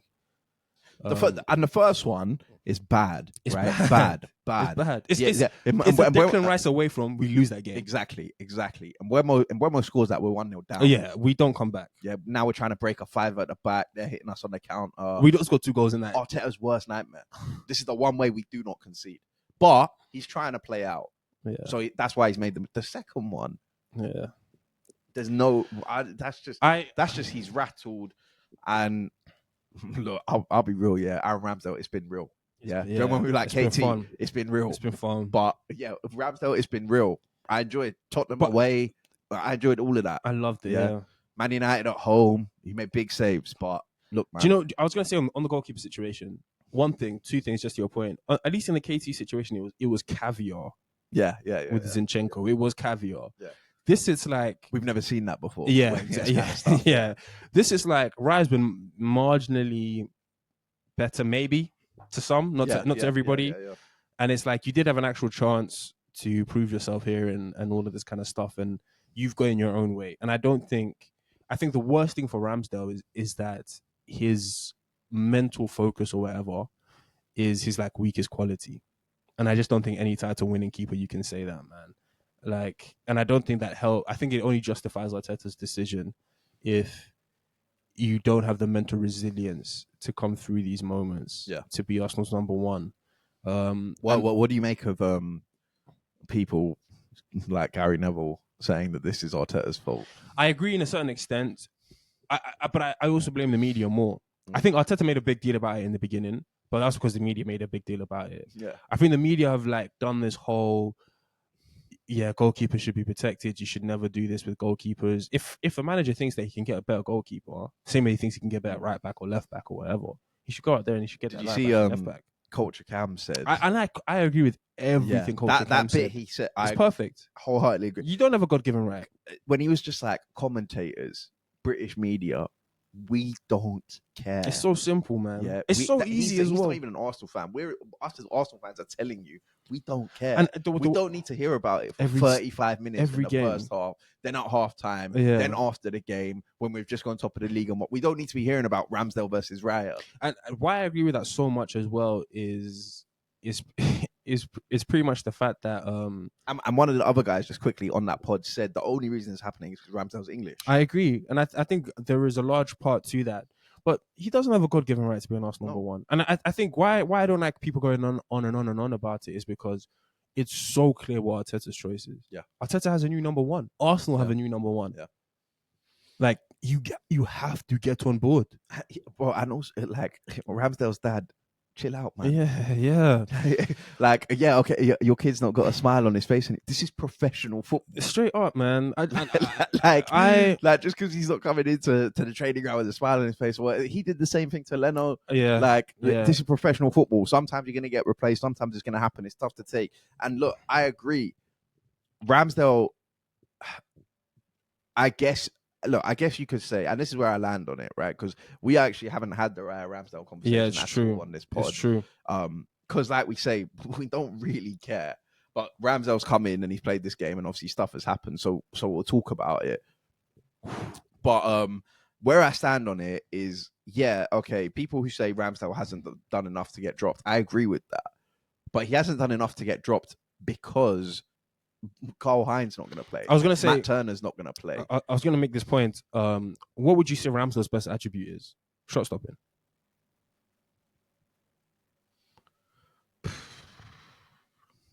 It's definitely one of, if not his best attribute. Because I maybe would have said playing out from the back. No. Ramsdale was a great shot stopper for us last year. At the bare minimum, he obviously flappy hands most of the time, flappy hands, whatever. But I agree. How many saves do the Arsenal keepers make these days? Yeah. And I think that comes into it. Yeah. I think Arteta is like, look, I want to be a team that is. I've said this on the pod. I think we're the best defense in the league. Arteta obviously wants to be a team that has the best defense in the league. So what good is a keeper who's the best shot stopper in the league when we have a keeper who can play out from the back, who can come and collect crosses, who can be maybe equally as good a shot stopper. Yeah. Like same thing with KT. He served his purpose at the team at the time. At that time, he needed a knock and go left back. Yeah. Somebody who's going to get up and down, bomb up and down. But now we need a bit more intricacy. Yeah. We need an inversion. And I think it's the same with the goalkeeper. I think we need somebody who's good on the ball, who's going to keep. He's going to have very little to do and be happy with that. Yeah. And then when we do call upon him, he's ready. He's mentally, he's focused. All the rest. Yeah. And I think Arteta sees that and he's like, hey, look, man, I'm not playing this high-flying back-and-forth football where I need you to make me 4 or 5 top-quality saves a game. I'm not there anymore. I hate, not that I hate that, but like I saw where that got me. That's what Arteta is thinking. And I wholeheartedly disagree with the fact that this Ramsdale performance is on Arteta. Yeah, wholeheartedly disagree with that. I don't think any of it's on Arteta. You're a professional footballer. You are a professional footballer. If another striker turned up at the club and Jesus missed a sit-up, we wouldn't be like, it's because he's bought Tony that Jesus is now missing a chance. Exactly, right? Arteta's job as Arsenal manager is to build the best possible team he can build. Yeah. If he feels that Aaron Ramsdale that he can get an upgrade on Aaron Ramsdale, he can go and buy it. He's the manager. Exactly. He's literally the reason. And let's not pay. forget, he tried to get David Raya before we got Aaron Ramsdale, and obviously couldn't. But quickly on it, Ramsdale's got to come in, and he's a professional footballer. He's his own person. Come in, play properly, right? Obviously, you can make those mistakes, and that's why I said the first one he's trying to play out. He's made the mistake, like you said. It could have cost us the game. The second one, and ultimately he's come out with a clean sheet. So fair play to him. I was happy for him. You could tell that he wasn't happy at the end of the game. You could tell that he kind of knew. Yeah. That this was done. But the Arsenal away fans sang his name and everything. But very simply, right? And this is my opinion as well. I don't know. I can't speak for Arteta or whoever else, but in my opinion, Aaron Ramsdale is not a good enough goalkeeper to win the league. And a lot of people will say that's harsh, but if you watch, Arsenal fans will really know that last year he had some great moments, right? Tottenham away kept us in the game. Liverpool. Man United at home. Liverpool made some amazing saves. But crunch time. Yeah. We talk about crunch time with all players, right? We even did it last week in our top 10 wingers, debating Martinelli and Saka. The pass against Southampton, the flappy hands at West Ham. Yeah. Like even after he made that mistake, the flappy-handed, I need to redeem myself. Yeah. I need to just do anything I can to get something on this. I don't miss that at all. I don't miss that at all. Yeah. I don't miss Ramsdale making mistakes and then just jumping as far and wide as he can to try and make amends for it. There were definitely mistakes that Ramsdale made last year, even against Brentford in the home game and stuff. And there were times where he made great saves, like Villa when he tipped Bailey's one onto the bar and we go on to win the game for sure. But in my opinion, you're living and dying on that sort of. Yeah, in my opinion, Aaron Ramsdale is not a good enough goalkeeper to win Arsenal the league, and I don't know if David Raya is. We don't know that, but if we know that Aaron Rams and let's say Mikel Arteta knows, look, this guy let me down last year in big moments. He's not good enough for us to go and win the league. The best thing for Arteta to do and the correct thing is to go and get a goalkeeper who could win us the league. What I'll David say Raya might not. He might not win us the league. Yeah. But we know that Ramsdale isn't good enough. What I'll say is nobody has analyzed our successes and losses last season than Mikel Arteta. Yeah. Nobody else has scrutinized that more to it. I'm sure it killed him at the final day of the season to finish 4 or 5 points off City. Yeah. I'm just me not knowing him personally, but knowing the kind of guy I think he is obsessive, psychotic actually about the game. He would have thought of every way to get 1%, 2%, 5 points, pretty much 6 points better than last season. And if Arteta has thought, man, I love Ramsdale, but damn, I think we can improve on this position. Yep. For everything else that Arteta has done, I'm willing to ride on it. I agree with you. I don't think Ramsdale is good enough to win the league. I don't know how much better Raya is than Ramsdale. The one thing I can say from this very short sample, Raya has a lot more composure. Yeah. And I don't necessarily second guess any, like Raya can make a mistake and I don't think he, like, even the whole like getting involved with the crowd shit, it's not Raya's game. And I think that's probably for the better. I get it that Ramsdale needs a crowd on his back to produce the best out of him, but we're already at that point. Well, Brentford fans were calling him shit David Raya the whole game. Yeah. And it didn't look like it was doing him any good on the weekend. Thomas Frank said a lot of good praise about David Raya at the end of... Yeah. He said he would improve. I like improve. Thomas Frank's interview on the whole. Just to finish up on the goalkeeper stuff, I agree with you. I truly just think that it isn't down to Arteta. So you don't think Ramsdale's good enough goalkeeper for Arsenal to win the league? No. I think and David Raya could be. David Raya could be. Exactly. I think there is a certain level of head loss with Ramsdale and the flappy arms that is really tough to look past. It's really, really, really tough. And as you say, crunch time moments, we've seen that. If Raya doesn't win the league and Ramsdale's still here, we might go again with Ramsdale. They say, hey, look, man. Yeah. And also, if it comes to crunch time and Raya's flapping around and Raya's causing mistakes, we'll sit here and say the same thing. Yeah. And Arteta will probably go next summer and get someone else. Another keeper. Yeah. And that is what it takes. Exactly. And that's just how it is. That's just what it takes. It's not a Raya or Ramsdale personal preference, personal favoritism. It's literally just Ramsdale isn't good enough for Arsenal to win the league. I do think a lot of loyalty to Ramsdale comes from how much we loved him as just like a person or as Mate, like I loved him. he was an opposite personality to Leno, complete opposite. Yeah. And that was good. It was refreshing. It was this, it was that. But if you want to be a professional football team, that shouldn't matter. Yeah. Sorry, if you want to really have those ambitions to win X, Y, and Z, it shouldn't matter how good a guy is. Look, he kissed the badge away at Tottenham when we won 2-0. And that's why I say Ramsdale, it's been real. It's been real, but that's what it's been. And Ramsdale knows that, though. Ramsdale's looking at West Ham. Newcastle. He's looking at Wolves. Newcastle is where he's going. Do you think? Because Eddie Howe needs a ball player. Nick Pope's not that. Ramsdale's going there. Chelsea. How much? Or Chelsea. 50 mil. Mins. Minimum. Sign a new deal. Sign a new 3 or 4 year deal 50 or whatever. Mil. 50 mil. That would be great business from Arsenal. 20 mil profit, 2 good seasons. You get the 50 mil. Rumours of Osimhen, Ivan Toney, whoever it is, Douglas Luiz. I also just finally on this, like I really agree with you that commentators need to give it a rest. Yeah. Man. We're not even the only club that plays with 2 keepers in the league. Yeah. It's like we're not even the only club that does it. And Coach Cam said this as well. Ramsdale's not even England's number 1. That's what I'm saying. He's not even England's number 1. It is just a stick to beat us with. But what I do really want to talk about is let's move on from that. What I do really want to talk about is our defensive solidarity. Yeah. Like we had 2 goal line clearances. Are you seeing what me and Matt saw with Declan Rice this whole time? He's a serious player.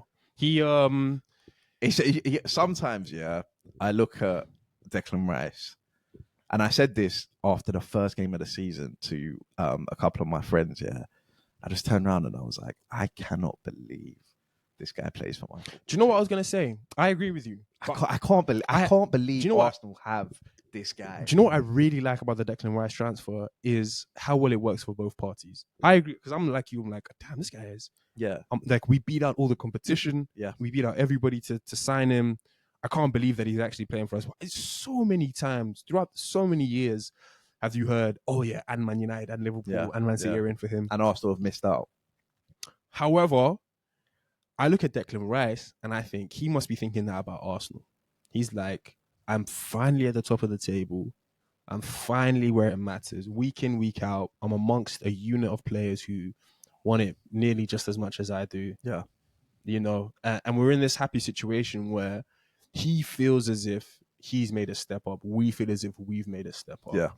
And I'm really happy for that fact. Sometimes, like, with the Ozil situation, and this is no slight on Ozil, but it's like he came to us as a big name, big expectations, big player, but we were like 4th, 5th, and I always thought, is he happy that he's 4th or 5th? He used to be at the top of the table at Madrid. We're in a situation now where it's like he could have been putting in those performances and he's finishing 16th. And now he's in a situation where, as you say, we're right at the top of the table. We're right there in and around it. Apart from Carabao Cup, we have an opportunity to win everything available to us. And I just love the fact that it is that happy marriage. And he obviously can't be second guessing his decision. So it's not even that we beat out all the competition to sign him. It's that he's not unhappy. He's not second guessing his decision. He's not thinking, maybe it's clearly been the right move. Maybe I should have gone City. Maybe I should have gone. I think 105 mil was a bargain. Honestly, for that goal line clearance alone, he already had one against Man City. It's true. Yeah, now he's done it again. And Declan Rice was the only player in that Arsenal team who, when that happened, thought, let me get back on the line. But that's because I guarantee you, and I love Thomas Partey. Yeah, he won't do it. Love Thomas Partey. He's not doing that. He's standing there with his arms. He's standing there with his arms out. Asking, yeah. But Declan Rice, his first thought is just, I need to get on the line. Yeah. And where he positions himself, and then Buemo's rasped it. Yeah. Like wrapped it. And Buemo should square it. But that's But I feel like, because we've spoken a lot about Declan Rice. Every week we talk about him because he is that good. So rather than like just talk about what he did in this game, because obviously BT gave him man of the match or TNT gave him man of the match and everything, I thought let's talk about just like the fact that this guy actually plays for our club. It's crazy. It's crazy to have every other but shout out to Arteta. Yeah, for sure. Because Declan Rice says a lot of the reason he came is because of Mikel. Mikel has also just put us in a position where our project is attractive enough for any footballer. Really. Yeah. For any footballer, like we have a great team. Once again, young team. Our defense. If you was any attacking player, I know you obviously want to play with attacking talents, but you'd be thinking, I've got Saliba, I've got Gabriel, I've got Declan Rice. Yeah. At the back, keeping stuff out for me. I can always be the match winner. Yeah. With those three. Yeah. Bare minimum behind me. Yeah. You know, so it's to have people on other podcasts and fans of other wax clubs lyrical. Just say, man, I wish we had this guy. Or this guy would transform our midfield. I've seen Chelsea fans talk about it. I was just seeing fans who I've never heard give us any sort of love. Because they spent 100+ million on 2 different midfielders. Yeah. Who combined aren't as good as Declan Rice. Yeah, serious. It's and super, what Declan super Rice serious. gives us. It's super, super. Even on the goal that we score, he picks the ball up, he drives forward, he plays the pass over to Odegaard, who, and another thing I'll say is that it was good. I know Odegaard maybe didn't have the best of games, but it was just nice to see him and Saka. Yeah, for sure. It was just nice to see that combo again. For sure. And Gabriel, who I thought was immense. The away day minerals general. Do you know what I love about Gabriel these days is there was... Because Saliba was good. Yeah. Saliba, very good. Gabriel edged it. But it's a couple mistakes, couple times. What I was going to say about Gabriel is exactly that, is he's eliminated so many stupid mistakes out of his game. There was a time, such a random time, but like, ball was in the air, Gabriel and Brighton attacker going for it. And it was one of those moments where it was like almost like an up and under rugby kick. Like the ball is high up in the air. Yeah. And I'm just thinking, Gabriel's going to foul him here, isn't he? No. Yeah. No. Yeah. Gabriel lets it bounce, uses his muscle, boxes the guy out, brings the ball down, simple ball out to Zinchenko. Yeah. And I just thought the old Gabriel, 100% tries to be too aggressive, jumps in with his elbow or whatever, whatever it is, and the ref blows a whistle, gives a foul, and it's done. But Gabriel these days, he's just he switched on, and he was solid, and also Zinchenko. Because honestly, we could talk about the whole back line because Tomiyasu did what Tomiyasu does. Yeah. But Zinchenko in particular, that was the first game this season where I thought that's the Zinchenko from last season. Yeah. The amount of times he put Martinelli through. I saw at the end of the game he had like 100 touches. Yeah. Put some nice balls into the box. One that Trossard maybe should have scored from. Shout out Trossard. I think Trossard was unlucky not to get that goal. I was gonna say this. Wiley made this point to me. Just about our attacking play. He's like, Martinelli puts a good ball into the box to the back post, and like no one really gambles. Yeah. Saka puts a ball into the back post, and everybody will break their neck and or leg to get on the end of that ball. Yeah. Like Martinelli was whipping in some decent deliveries. Not even Saka's gambling. He played the same ball that Saka played for the goal 2 or 3 times. No one's gambling. Saka puts a ball into the back post. Yeah. Everybody's breaking their neck. Yeah. Everybody's, I gotta get there. Yeah. I've got to gamble. Yeah. Gamble on Martinelli. Exactly. But then again, I think Martinelli he's more of a shoot first kind of guy. You expect him head down. Yeah.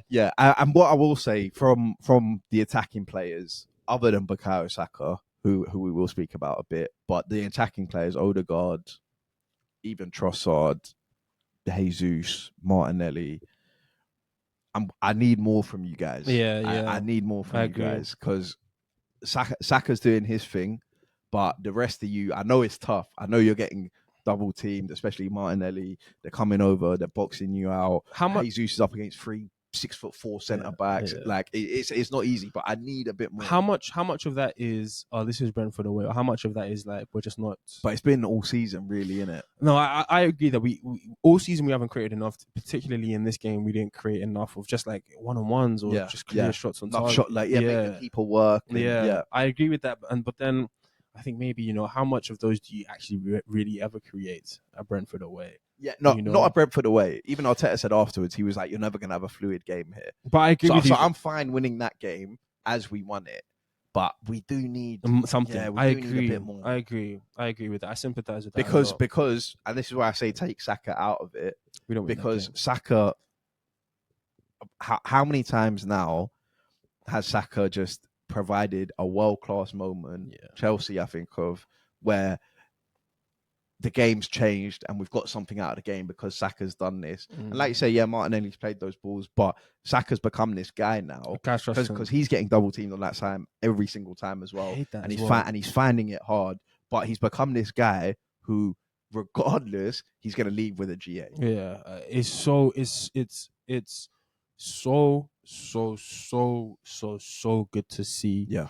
this level of consistency, regardless of like he might not play well. That Chelsea game, Cucurella locked him up most of the game. Yeah, but one moment he leaves with a GA. Yeah, and to Saka's point, or to Saka's credit, he just keeps on going. He literally just keeps on going. Both of those Chelsea assists and this assist, last 5 minutes of the match. Yeah, you know, some people would say maybe you should have gone off, or other people I just think with Saka, I'm so in love with the overall story. Like, it is once in a million that a academy player turns into one of the best wingers in the world. Yeah. It's once in a million. Yeah. It's like normally you have to buy a finished product, or you have to buy somebody in, you know, a Salah type of situation. In 2 years, you make him the best. But we're championing a guy who straight up came through the academy, played every minute for Arsenal Football Club. Yeah. And is now we're putting him up there with the best ever, saying that he just leaves with a goal and assist mandatory. And it's true. Yeah. And it's super fucking true. Yeah. And I just think that I saw some stat as well that was like all of Saka's goals or assists this season have put Arsenal ahead or equalised. it's crazy. He is just which is the Mane gene. Yeah. He is just so good. And he's one of those guys like Declan Rice where it's like even rival fans are just kind of giving it up. You know, guys are always talking about sort of Salah's base level, or where Saka's base level is compared to everybody else. He does have a minimum 6, 7 out of 10. Yeah. 6 out of 10, really.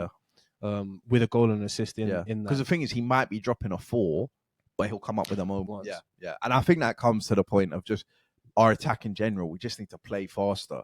The amount of times against Brentford where we had the ball, we were going forward, and we would just slow it down. All of them would get behind the ball. I hate that so much. Like, they would pass to Gabriel or Saliba would pass to Zinchenko, who's obviously going to pass out wide to Martinelli. But it feels as if he waits for the defense to shuffle. Yeah. And then he makes the ball to Martinelli. I'm like, play it first time. And the thing is, our game at the minute is so low risk, which probably contributes to the defensive record. So I'm not saying like compromise that or anything, but sometimes just play the risky pass. Tomiyasu was in positions where he could have played someone through, but maybe thinks, I don't know, I could lose the ball there, delays it, and then plays a simple pass, and then Brentford are back in their shape. Well, what I will say finally on this though is I would rather be in the position we're in now, where we're complaining about not scoring enough than we leak too many goals. Yeah.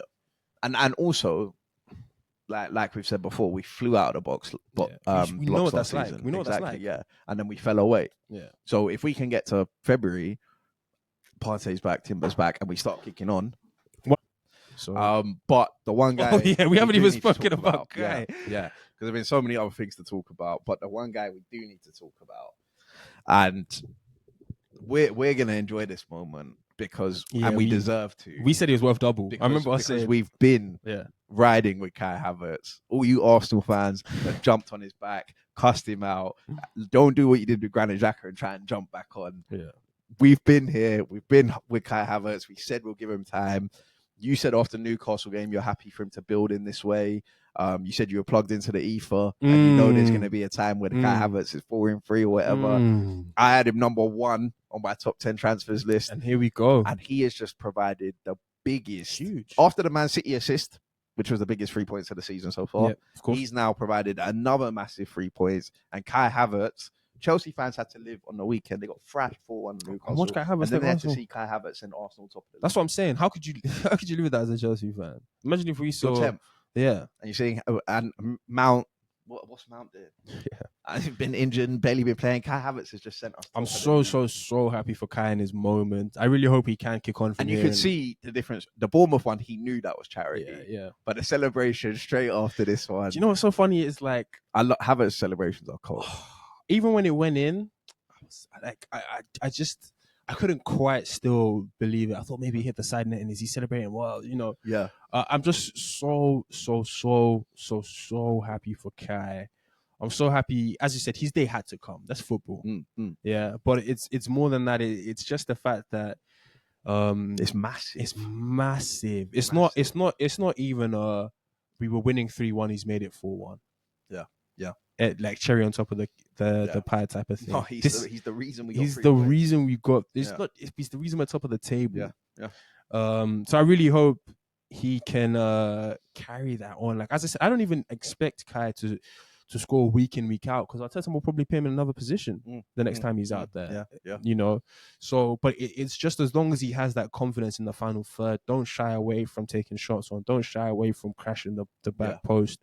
It'll be good. It'll be great. And do you think any other player in our team scores that goal? No, not what we said. No. And people still want to question why Arteta signed him. And it's just great, everything. As you talk about how many of those balls, we've said it, how many of those balls did we play before Kai Havertz was on the pitch? Kai spoke about it as well. He said that, hey, look, this is a routine. We've been practicing and training. And even just that small stuff makes me happy to hear of, like, you're picking it up. You know it's not working for you. But in order for it to work for me, I probably got to start crashing the back post. I probably got to start, all the rest. And I'm just going to be so keen and so interested to see what his next 2 games, 3 games, 4 games look like. Yeah. Not for output sake, but just him himself. Yeah. Is he confident on the ball? Is he taking shots on? Is he sort of telling guys, nah, come, leave it with me? Yeah. Type of thing. Because he's techie on the ball. Like, I think he will get some confidence from this, and I hope he does. But in terms of the overall impact of the game, on the title and whatever, when the game was at 0-0, I was kind of sat there thinking, all right, get out with the 0-0. Is what it is. Brentford away, and obviously we've won the game, and I'm buzzing for Kai Havertz, buzzing that we got the 3 points. Late winners always bang, especially away from home. But, and I'll say this from now until March, none of it really matters. Yeah, it's still way too early. Last season taught us that. Yeah, it's still none of it really matters. We picked up the 3 points. It's big time. I feel like I can sense that amongst Arsenal fans. We're not saying we're the top of the league the same. It's not the same sort of chest as we had last season. Yeah. As I said, we just got to be thereabouts, 3-4 points in it come March. And those 10 games, I need to see a fully fit Arsenal, Timber back, all this kind of stuff. If something like this happens in April, oh my god, be there. Trust me, we won't be starting. We starting with it. We won't. Be here. We won't. We won't build up into it. That's why I was like, get away with a point. But you said this. You were like, between now and I think January, Man City could drop 3 points. Yeah. Right. Yeah. So to have Man City and Liverpool drop points and not capitalize would have been a big, like, damn, we missed out there. Yeah. So the fact that we have gone and done that, and Kai Havertz is the reason for that, I think that also justifies Mikel Arteta a bit as well. It does. And I was going to say, just as the final point, I just think a reason why Mikel Arteta has bought Kai is because he thinks he can score important goals. So not just like score 8 or 10 goals a season, score a handful of important ones. Like, I need your composure at this moment. I need your everything. And I think this might be the first of... Kai might get 5 or 6 goals all season. Yeah. But I wouldn't be surprised if they were all sort of go-aheads or equalizers in these crunch time moments, just because I think he thinks I have the pedigree. Yeah. And he's brought him on from the bench and said, go and win the game for me. He's done it. And Kai Havertz has gone and done that. And we said, maybe jokingly after the top 10 transfers video, I said that I can point to this moment against Man City and say we paid 65 million for this, for him to give us 3 points. That's another one. He's just going to give us another 3 points. Kai Havertz has one more of those. And for me, it's worth it. Price tag's worth it. Yeah, I hear if he wins us another 3 points, fair play, man. I'll take that. But we'll move on from the Arsenal game to Tottenham versus Aston Villa, great game, which was a good game. Tottenham flew out of the blocks. Yeah. Played really well in that first half. I think should have been out of sight. You said it when they beat Tottenham. When Chelsea beat them. I think you said that they were going to lose their next 3. I said, well, they could. I would have said they could for sure. It's kind of crazy. Because now they've got three L's in a row, with City coming up next. But in that first half, they were all over Aston Villa. Aston Villa didn't have a solution, had so many chances, and we called on Kulu. We said, Kulu, you need to rise. And you know what? I actually think Kulu had a good game. He wasn't bad. I thought he played well. He wasn't bad. But it's Kulu doing what Kulu does, no end product. Yeah. That is so true. That transfer he hits the post has to score. That's so true. Has to score. And that's the thing. His all-round game, all the in-between parts, Some nice touches at in least there. on Sunday were pretty good, Yeah. but it's not enough. I think, don't you think the irony as well of this game is like Ange gets so much praise for his high line and Emery gets 5 offside goals. You know? Yeah. It's like Emery goes there, plays a high line and it works. Yeah. I just think from the game, I do think though, however, Tottenham played some good stuff. Like some really good stuff. Speak on the QB. Yeah, and I don't know who Pedro Porro is. Yeah. I've misprofiled him. I didn't know I knew he could like. I honestly knew he was techie. I knew he was techie. One of I thought he was like from the wide areas, right back techie. I can put a good ball. I can put dangerous whip in. I didn't think he was from the center of the pitch. I can spray it. I can find anybody with any sort inside the foot, outside the foot. I can find a guy. Spin on it. Yeah, that's what I'm saying. I can drop it right in front of you. You can run onto it, type of thing. One of my mates, who's actually a Sporting fan, and obviously Pedro Porro's come from there. He told me, this guy is serious when he came to the league. He's super techie.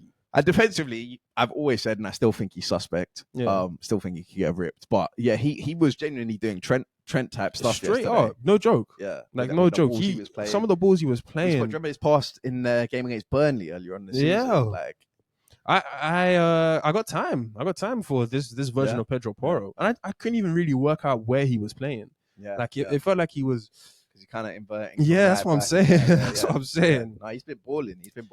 But shout out Unai, man. I think Unai just deserves a lot of credit for getting Villa to where Villa are, for making Villa so sort of he shouldn't have got away with that yesterday, though. He shouldn't have won. And that's what makes it even better is because he had his game plan, though. He had his game plan of like, and I respect him for being proactive at half time. Yeah. He got he got the RB off and he got Cash off, who was booked. He was booked in as an and he brought Tielemans, and those changes changed because second half Villa was clearly a better team. You know what I'm saying? They look more solid. But even Villa themselves, it lets me know something when they didn't have a good first half and they came away with a 1-1. Yeah, and then they came and out it's with like, yeah. I mean, the ball from Douglas Luiz is ridiculous. Ridiculous. It's ridiculous. Yeah. It's ridiculous to put down a sixpence with that much power, but that much pace on it. He's not even had like a decoy dummy man to like second guess the defense. He's almost on the halfway line. The free kick. He's stood by himself. You know it's going in the. It's a great header from Pau Torres as well. It's a great header. But they had a chance as well. Pau Torres had another chance earlier on. Yeah. So it kind of lets me know that like Villa are never quite dead. Bailey hit the post. Unless you take, and Bailey had a great cameo. Yeah, great second. Because the RB wasn't in the game at all. Yeah. Bailey had a great. Bailey and it let me know that Villa like they got a deep squad as well. I thought McGinn was like Jacob Ramsey came on. I thought McGinn was top. Yeah. You know, some of McGinn's balls out wide, like there'll be so much congestion on one end of the pitch, and he'll just find Bailey on like a lovely lofted ball. And now Bailey has a 1-on-1. That's stark contrast because in the first half McGinn was poor. But yeah, second half they came out. They got the job done. But what I will say about Tottenham is obviously last year everyone was saying Arsenal were the most exciting team to watch. Yeah, they might be. I do think Tottenham are that. I think this year. they might be. They play some really good stuff. Yeah, man. and whenever I do watch Tottenham, obviously I want them to lose, but maybe not next weekend. I might be hoping they beat Man City next weekend. It's got 1-1 written all over it. See, I think this with the high line, Haaland. Feasting. Dyer and Davies. Yeah. Well, not even Dyer, because Dyer didn't. He played Emerson Royale at centre back. But no, I think they are the most because that first half they were electric. Even the second half, there was still had chances. That's what I'm saying. There was a couple of offside goals, but it was like almost one-touch football. It's like they knock it forward, they knock it back, they knock it forward, and Brennan Johnson and Son. There's always the square ball across. Yeah. It's like it is kind of ridiculous. And you know how last year we were known for starting fast. Yeah, they like start the first fast. 15, 20 minutes. Tottenham come out flying out of blocks. They're rapid. Overlaps. That first chance in the first minute, Pedro Porro is playing to a Dogi. Yeah. Fullback to fullback.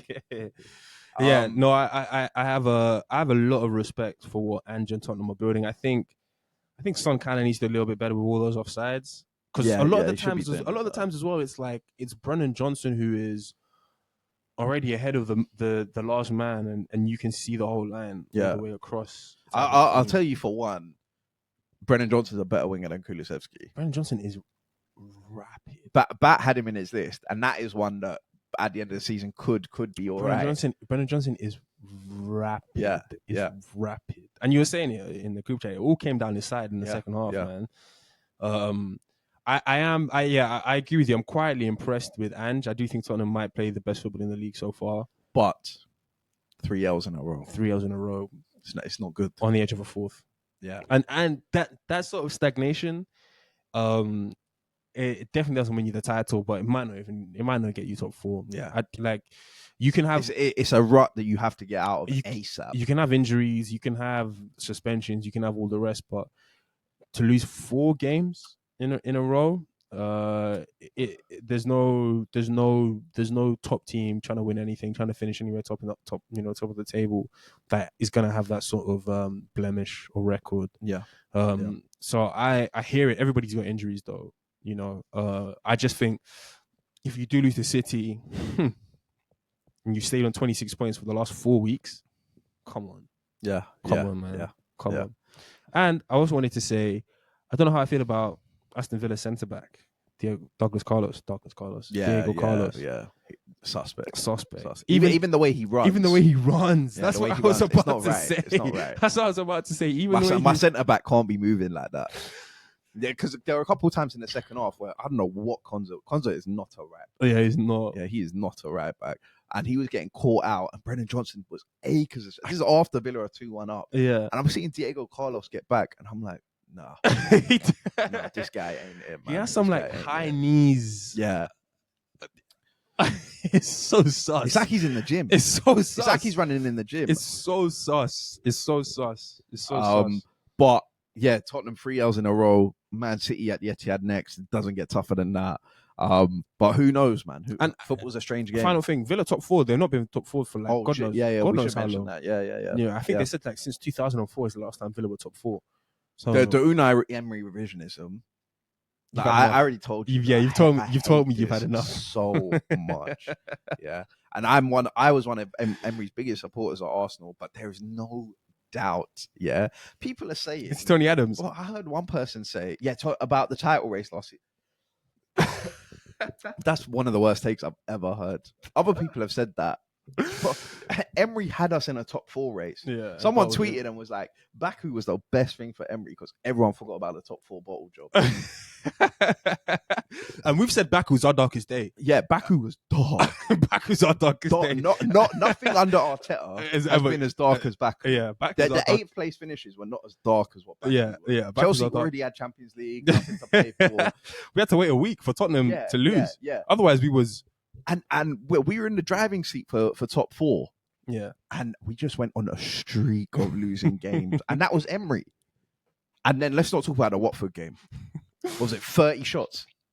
No, I appreciate... Emery's a good manager. Exactly. I appreciate Emery as a manager. He's a good manager. Yeah, I could even say borderline great manager. Yeah. I would agree. I don't want to ever start saying that if Emery was not the right fit for Arsenal. If Emery managed Arsenal last season, would win the league. It's just so disrespectful to the 2 years Arteta spent building the team to say that. Because who did Emery sign? That's what I'm saying. And the players that he did sign. Because you could say Emery could come into this team now, and even if it was true, which I don't think it is, but even if it was true that he would go and win the title. He'll go and win the title because Arteta's built the team. Yeah, you can't. Emery could not have built. You can't look past that. And I know he's built a good team at Villa, but a lot of those Villa players. Emery still had the Arsenal mentality of we're just 1 or 2 signings away. Yeah. We had Socrates and Mustafi. They were centre back partnership. We were several signings, and also the mentality of the club, of the fans, of everything. Arteta's changed all of that. It's a different era. The unity in it, but we're not here to do that. Emery's in the top 4. Great job from him. Great job from him. And moving on to the last game, Everton, Man United. And before we get on to Man United, because we will speak about them and they do deserve their praise this week, you said in the group chat, I hate watching Everton. Yeah, so jarring. And I just want you to elaborate. I just think that the whole huff and puff, we huff a lot, we get really close to the goal, a couple goal line clearance. You know what I don't like about Everton, and I actually I'm a fan of the core. I've been on brand being a fan of the core, but it shows you where Everton are, where they need the core to be the 10. They need the core. He's the only person in that midfield with any little bit of composure or ability, and that's not even him. Yeah. Like if the core is still on goal, I'm not thinking, "Oh, this is buried." Yeah. You know, but the it just chance he had. it just shows you where Everton are as a football club, where they need the core to be the nearest person. They need him to get 10 goals. To be the nearest person to DCL, otherwise nothing happens for them. And that Idrissa Gueye chance, I super hate the huff and the puff. And like, if it's Luton, we can say they don't have Premier League quality. They haven't been here before. Who's Banzo or whoever it is taking the chance. Yeah. But for Everton, the problem is they're names that we've known. I mean, I hate watching Jack Harrison. Yeah, he's so jarring. He's so jarring. Jack Harrison. Deal. Like I just, it's just like you can do the first 25% right, or maybe even the first 50% right, and then the final 50% that we need as a Premier League, like a good ball into the box. Yeah, you've cut in. Yeah, you've beaten your man, and then it's 10 years over the bar. Yeah. It's 10 meters wide. It reminded me it's of neither a shot or a cross. Do you remember the Fulham Man United game? Yeah, I had the same feeling watching Fulham that day. I said it. And puff, and then you get to the, and you just need a bit of quality. But like as I said, I can excuse other clubs for not having that quality. I can't excuse clubs who are overspending on their transfer budget, who are doing this and who are doing that to not have that and you don't even need a fucking 15, 20 goal a season person, but you need somebody who's through on goal is actually going to take a breath and think, what corner am I going to... Everton players don't know what corner they want to put it in when they're straight through on goal. Yeah. They like the ball will land to their feet in the box from a corner and they'll think, which side of my foot should I... They don't even hit the target. That's what I'm saying. Yeah. Bro, the keeper's on the floor. The one is awful. It's awful. It's terrible. And he's like one of their most senior players. He's one of the most technically gifted. He has the most ability. He's won. Yeah. He's played at PSG. That's what I'm saying. He's won league trophies, and it's like he's fallen to him, and he's slashed at it. Yeah, so bad. Like it's his first time ever playing football. Yeah, and I think given the atmosphere and everything that was going on, and did they have a centre back missing? Why is it Tarkowski and this next kid? That's the starting pair. That's their starting pair. I'm so and Ashley Young. I'm done. Yeah, Ashley Young. I'm done. Sean. Oh, he's done. Let him go. I get it. Vet. Vet, whatever. He's won it all. Great guy. Solid lad. Real leader in the changing room. He should be getting 20-minute cameos, 10-minute, 15-minute cameos. Ashley Young should not be starting for 75 minutes in a football match versus wingers half his age. You don't even need to be a good. Me and you could get past Ashley Young. We could get him an early yellow. There's no doubt that the way he picks up the yellow card, exactly the same as what he did to Luis Diaz. We can get Ashley Young an early yellow, and that's the worst thing is like he's gotten older, but his tempo stayed as short as ever. Yeah. Like if you get around him once, he's thinking, oh, I can't have that again. I'm just gonna hack you down. I'm on a yellow card. Yeah. What are you doing? Yeah. What are you actually doing? But a lot of players do speak like about that, and when they get older, and that they find it difficult to come to terms with that. And back in his heyday, Ashley Young with a locked up Garnacho, and now this 18-year-old's like taking him. But the thing is, Ashley, you're 38, 39, 40. Yeah, you've known your heydays come and gone a long time. Yeah, but it's hard for them to accept. Not long time. Ashley Young going out on that pitch thinking, I'm going to lock him up. No, a long time. You've known your heydays come and gone. I just need you to be a little bit smarter, a little bit cuter. You're giving away fouls. Like, the guy has it under control and you're just ramming into the back of him. And we ain't even spoken about the penalty. That's what I'm saying. The penalty's even worse. That's what I'm saying. Like, come on, man. Yeah. I'm just over it. Sean Dyche as well. Take him out the firing line. Put somebody else in. Yeah. Put anybody else in. I think Sean Dyche will do that because I think it's so obvious to see that like this guy can't come up against Premier League wingers. Yeah, he can't. Like if he plays Serie A, maybe he could deal with it. Ashley Young should be. We're 1-0 up. There's 10, 15 minutes, 77th minute, however long is left post extra time. Get him on. Yeah. Get him on. Yeah. At right mid. Exactly. With a fullback behind him. Exactly. Yeah. I just don't have time. You want to get somewhere, you want to do something, you want to stay up. Playing Ashley Young, playing Decore in the 10, who can score goals. I get it. He's probably your biggest goal scorer over the last 12 months or whatever. But you got to have somebody in the academy. You got to have somebody, take a chance on somebody who is going to be playing in their natural position, who has a little bit more quality and just ability in the final third. Yeah. Because I'm tired of seeing Idrissa Gana Gay with one-on-ones and it was bad from Everton. But even Calvert-Lewin, I'm not going to lie. I think Calvert-Lewin was all right. I thought he was all right, but there's moments in the game where it's like, bro, don't shoot. Just don't shoot. I know you're the striker. I know you think you're the guy who has to get goals, but you've picked up the ball at the edge of your box. Yeah, you might have one or two of these in your career. Yeah. Just play the simple ball. Play the ball out wide. Get in the box for a header. Yeah. Don't just take the ball on a half turn, 35 yards out, and then just shoot. He is feeding off scraps though. So I can understand that when the ball does get to him, he thinks it's once in. It's like it's been 10 minutes. I might not get this opportunity for another 4 games. 35 yards out. Yeah. All that kind of stuff. It's not you, man. Just trust. You have to LeBron it. Trust your teammate. Trust your team. I know I'm carrying the team, but I'm gonna trust my teammate, and I'm gonna get into a good position, and I'm gonna trust that they're gonna make. When Michael Jordan passes to Steve Kerr, that's what I'm saying. You gotta trust your guys. But Man United, and firstly, Alejandro Garnacho, what a goal! Mid. What a I'm joking. They're gonna come for you. They're gonna come for you.